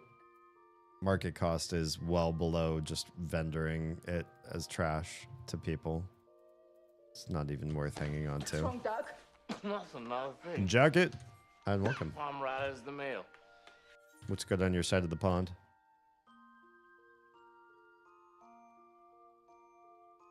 Awkward running into her there. My own fault, really.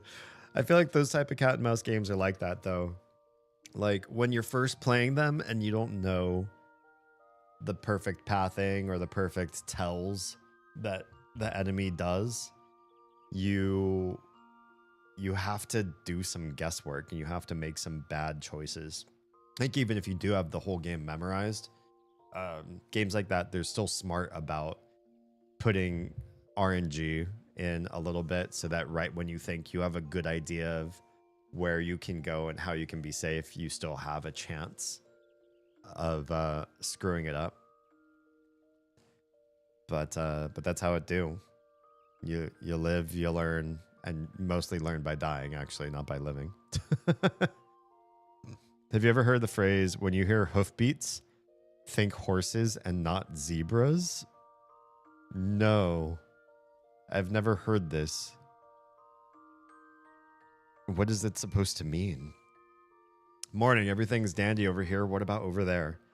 I don't know if I'd use the word dandy, but we're surviving. 2025, we're getting a lot of stuff done.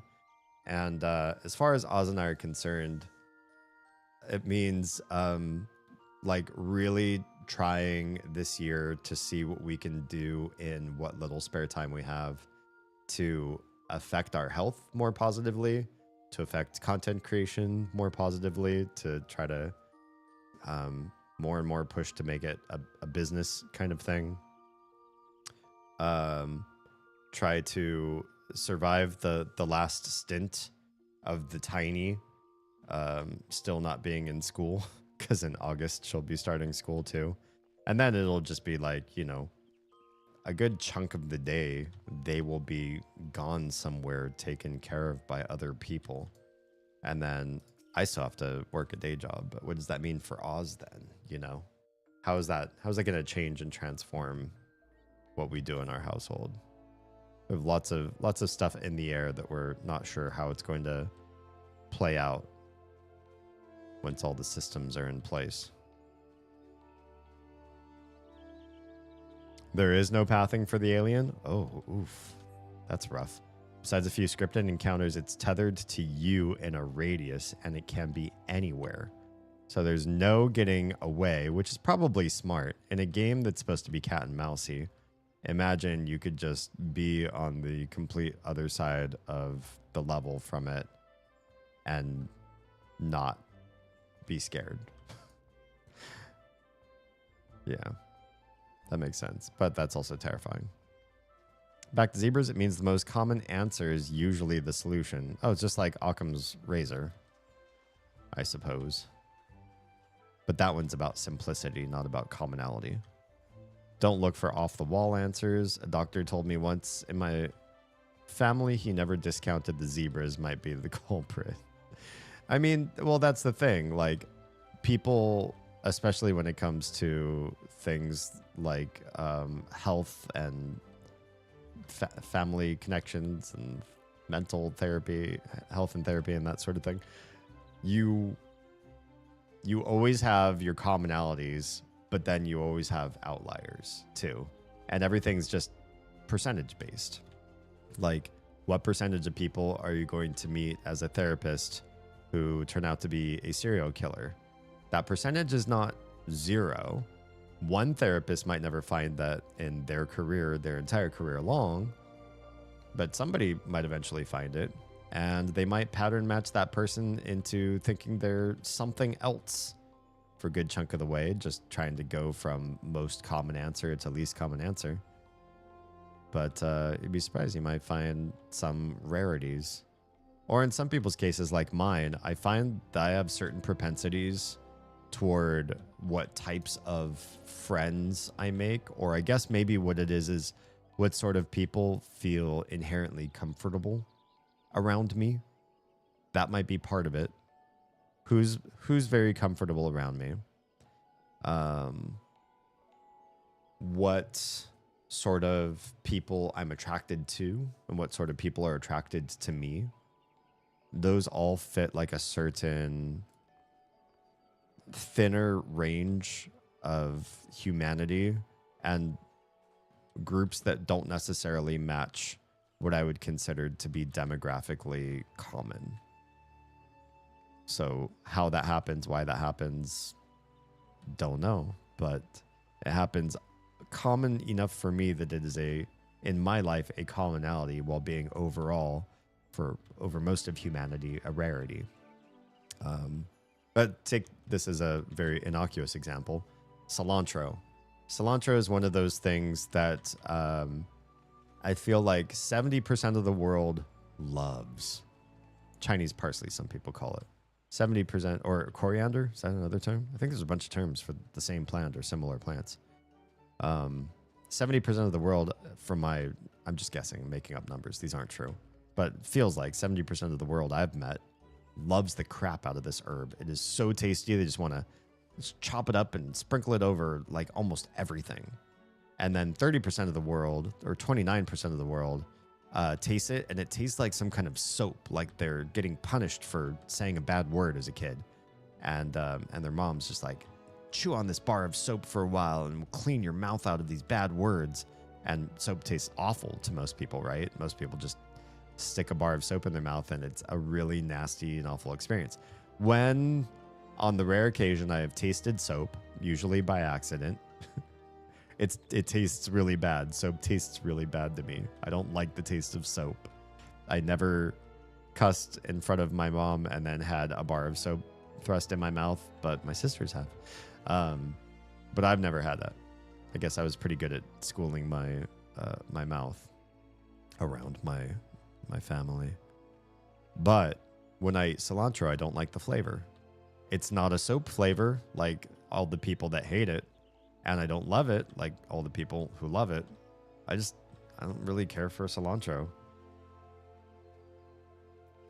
And the moment I say I don't really care for cilantro, what's the one canned response I hear from everybody's mouths? It's the looking for the horses. Like a bunch of people, almost everybody I've ever mentioned my cilantro version to, they go, oh, you're one of those soap tasters, aren't you? You taste soap. You're tasting soap. When you eat that herb, it's a soap. I hear it's a soap flavor for you. It's not. It is for most people. I can just not like certain foods. That's what it is for me. People are surprised that it could just be that. You could just not like the flavor of something.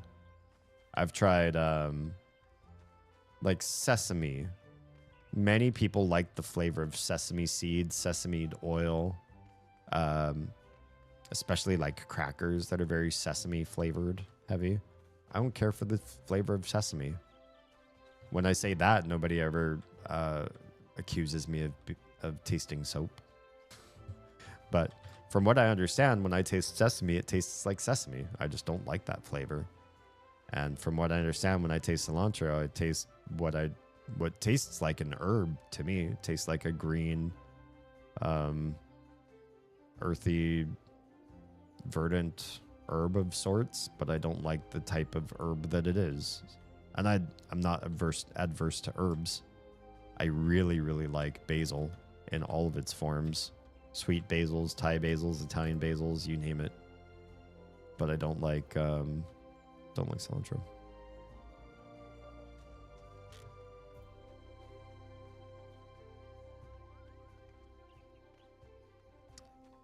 You think Alien Isolation's some of the best AI in gaming? Oh, I can appreciate that. The weirdos like you do. I do think the weirdos like me. I'm appreciative of that, though. I can talk to normal people, but I feel like we're not culturally aligned to have long conversations. Because I feel like when you get involved in conversation with what I would consider a normie or just a normal person, they want to talk to you about things that most people all seem to like. And that is being a fan of some sort of sport, binging TV shows, being involved in like kids programs and stuff. So like, you know, Boy Scouts or kids sports, or going out and doing like outdoorsy things like fishing or home gardening and homesteading. Mechanics, talking about building, disassembling cars. Movies. I'm okay with movies. That's one thing. But then once we start talking about movies, it's clear that I don't like as much mainstream movies as normal people tend to. And so I don't feel like we're really not much of a cultural fit, because most of those things don't really motivate or grant any sort of level of import to me. And honestly, like when it comes to sports, that tends to be one thing where I lose a lot of normal guys. It's not that I really have an aversion to sports, but sitting and watching sports is two things for me that I don't like. Thing number one is it's an enormous drain of time. You can't sit down to watch an entire match of a game of any sport in a reasonable amount of time. It takes excruciating amounts of time. And I play games for 4 hours, but you know, this is also a business decision of mine, not a do this for a hobby for funsies. But I can't sit there and be inactive and watch other people do a thing for as long as sports takes. Now, with sports watching, there's, you know, talking with your friends, eating snacks, doing other stuff, I guess, in the meantime. But that's so much time. That's an excruciating amount of time to me. And to have it be a regular thing that you do, like maybe once every few months, perhaps, but even then, that runs into part number two, the other reason why I don't watch sports. I don't like watching other people do stuff that I want to do. Like, I'm not big on watching people stream Final Fantasy 14. I'm not big on watching people like learn a new language and speak it with people. I don't like watching people do things that I like, unless I feel like I could learn something from them to incorporate myself, like watching a tutorial or whatever. But to me, watching Let's Plays and things where other folks are having the fun that I would rather be having, I'd really just rather spend that time doing the thing. So sports doesn't really resonate well with me because, like, I don't play a lot of basketball, but if I had free time and it was going to be spent either playing basketball or watching basketball, I'd rather play it than watch it. That's just how I'm wired. And therefore, I know nothing about teams, people among the teams, people who got traded between the teams, stats, performance, history, none of that. So culturally, completely bereft of that kind of knowledge, even though I'm chock full of all sorts of other crazy sorts of knowledge. But that's not to say that I only get along with weirdos either. Hang on, let me catch up with what's said in chat, and then I'll tack on what I mean by that point. Cilantro, is it soap? I don't think so. A culinary question. I don't think anybody's ever made a cilantro soap. That would be funny if they did, though. I can't eat anything lavender flavored because my brain said lavender is a cleaning smell. That's weird. To me, lavender is just a flower, and I've long since divorced the idea that flowers weren't food. Ever since rose. When I first smelled rose, it was at a Persian restaurant, and it was in ice cream and baklava. And as I was trying both of those things, I was like, oh, this tastes like perfume or something. Like it smells like an older lady who's wearing rose flavored scents or something like that. I just couldn't get my head around this is a flavor and not just a floral thing that you smell in perfumes and oils and stuff. But now I love rose. It just took some time for me to break it apart. And now I'm fine with so many other different sort of flowers as being their own separate flavor, like cherry blossom and jasmine and lavender. It doesn't bother me. It's not weird for me. But it took some time and convincing of my own brain. Put a couple of videos about Alien Isolation's AI in your Discord. Oh, nice. Thanks for that. You know it's irritating telling people you don't like a recipe or a dish and they respond, you would like mine if you tried it. I'm not going to try it, Kathy. I've never had anybody be so forceful as that. Like, I made Oz my best key lime pie, and she tried it again just a few days ago on stream. And she said, yeah, it really is like the best key lime pie I've ever had in my life. It's one that I've made for her a few times over, not as often as she'd like, but it's also really bad for you. But I've tried key lime pies too, and I think my key lime pie is the best. However, if you don't like limes, or if you don't specifically like the way key lime pie is, because it's not the same thing as eating a lime, I'm not going to tell you need to eat my pie because you're going to like it. If you don't like key lime pie, don't eat key lime pie, and certainly don't eat my key lime pie. Just because it's the best of its caliber doesn't mean it's good for somebody who doesn't like it. I've never been a big fan of floral flavors either. My big sis is, oh, like this, telling you have to try the food. Yeah. What I was going to say on the other side of being friends with weirdos is I'm friends with people who are weird, but I think I get along most with people who are weird to normal people and people who are weird to weirdos. And what I mean by that, I think I'm just going to drop Q. This is taking forever. And I'm pretty much done with stream. So I'll end on this point. What I mean by people who are strange to normies and weirdos is I've found that I don't get along terrifically well with folks that are into sports and cars and whatever. Like your typical, I don't know, pumpkin spice drinking, Ugg wearing folks. I also don't get along with and not generally attracted to ladies of this sort either. Like the kind that are basic. I hate to say basic because that's a real negative word, but just, you know, very like mainstream. Like they wear, I don't know, regular clothes and makeup and look like model citizens. It's just not the type of girl I've ever been interested in.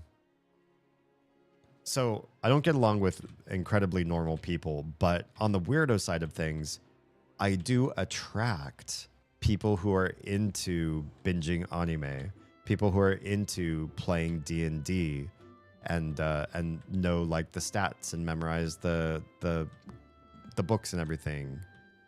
People who are into manga and video game series and who are fans of sci-fi. And I'm not necessarily a lot of those things either. I'm just not, I'm not into things. That might sound really weird, but I've never been so heavily convinced that something was for me that I did it all of my time, all of my spare time for seasons of my life. I guess what I am is something of a tourist. I had friends who were into sports, and we would sit and watch sporting matches together. Usually basketball and some football in my group. Oh, and hockey. We'd watch some hockey too. I had friends who played D&D, and I played several D&D sessions and DM'd a couple D&D. I shouldn't say sessions, campaigns. I played a few D&D campaigns and other pen and paper campaigns and DM'd a few campaigns myself. I've watched anime. I've watched a couple anime all the way through. But no one of these things. Oh, and some sci-fi. I've watched some sci-fi shows and movies. Probably not. I don't know that I've seen an entire sci-fi series all the way through except for Firefly, but that doesn't count because it's like 24 episodes. But I keep moving. I've never stopped at any one of those things and said, you know what? I would love to just do this for the rest of my life. Same thing with food.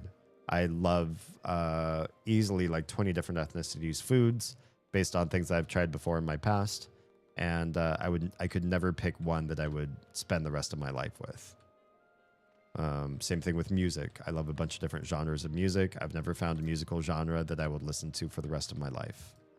That's just not me. And so I feel like I disenfranchise a lot of people because I'm constantly trying new things, going somewhere different, becoming something different in my tastes, hobbies, and proclivities that other people just aren't as into, or they're not done with the thing that we were last doing. Stuff like that. Sometimes the food is an emotional response. I don't like key lime because it is the favorite of the aunt I don't like. That's funny. But you haven't tried mine, Kit. You try mine, you're gonna like it. Just kidding. I'm not sure if the weird people think I'm a weird person, but I'm most definitely a weird person. Yeah, I guess I think I'm weird in that I'm like not like the people who like the things I like or who like things like me. Or who like me. I'm not like people who like me. I've often mentioned to a lot of people too, like when I can be or when I have money to do so, I like to be goth. And as soon as I've mentioned interest in gothic expression, people make weird claims like, oh, do you like Bauhaus?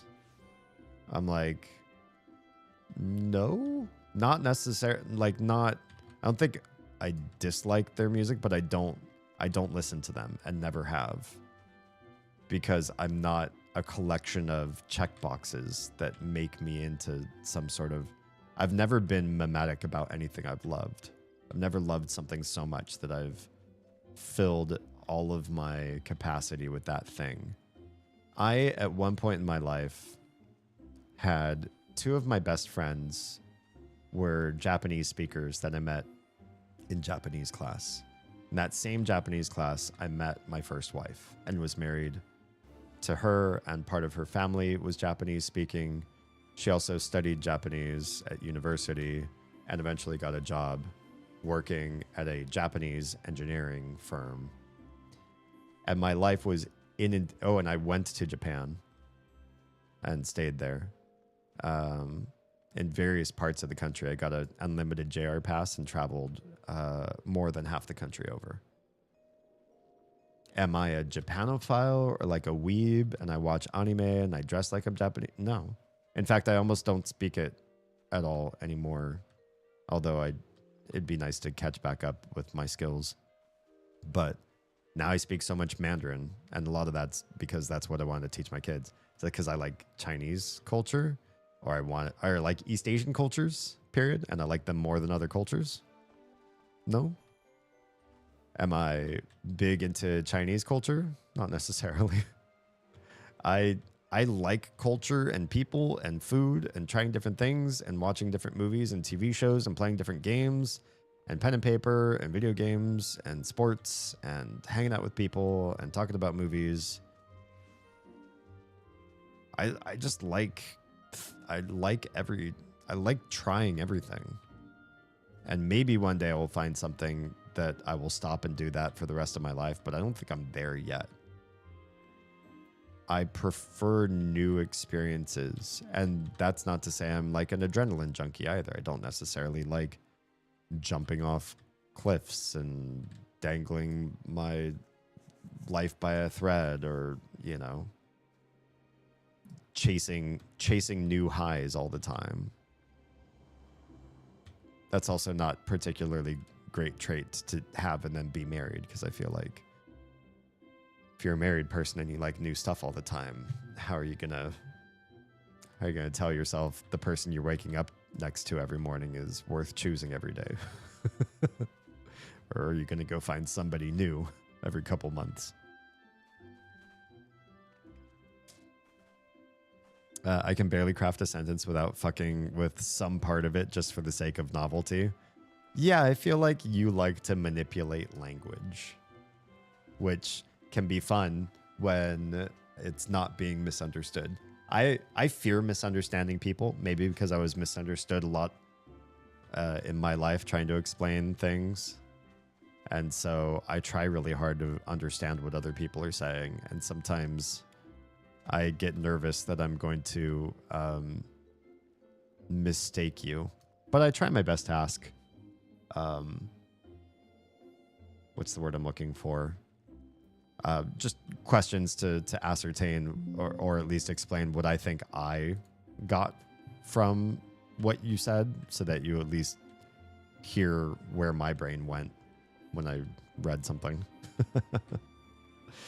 All right. Well, Instagram just died, so I guess that means we're definitely past time for me to get to sleep. So I'll close that feed and bid you all adieu. Thanks for all of your weighing in on the various topics. We actually had a lot of things to go over this evening as far as bad mathematical systems.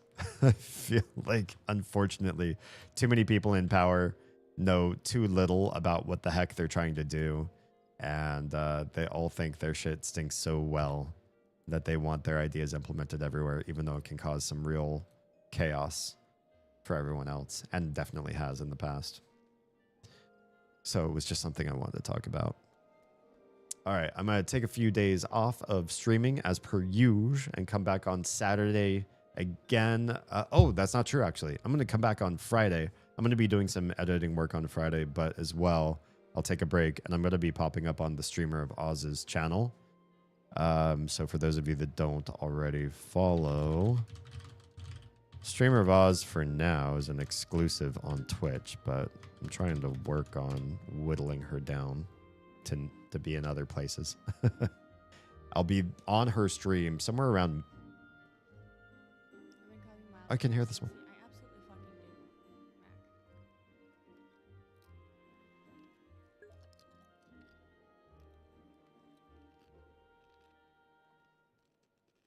All of a sudden, all the audio works now.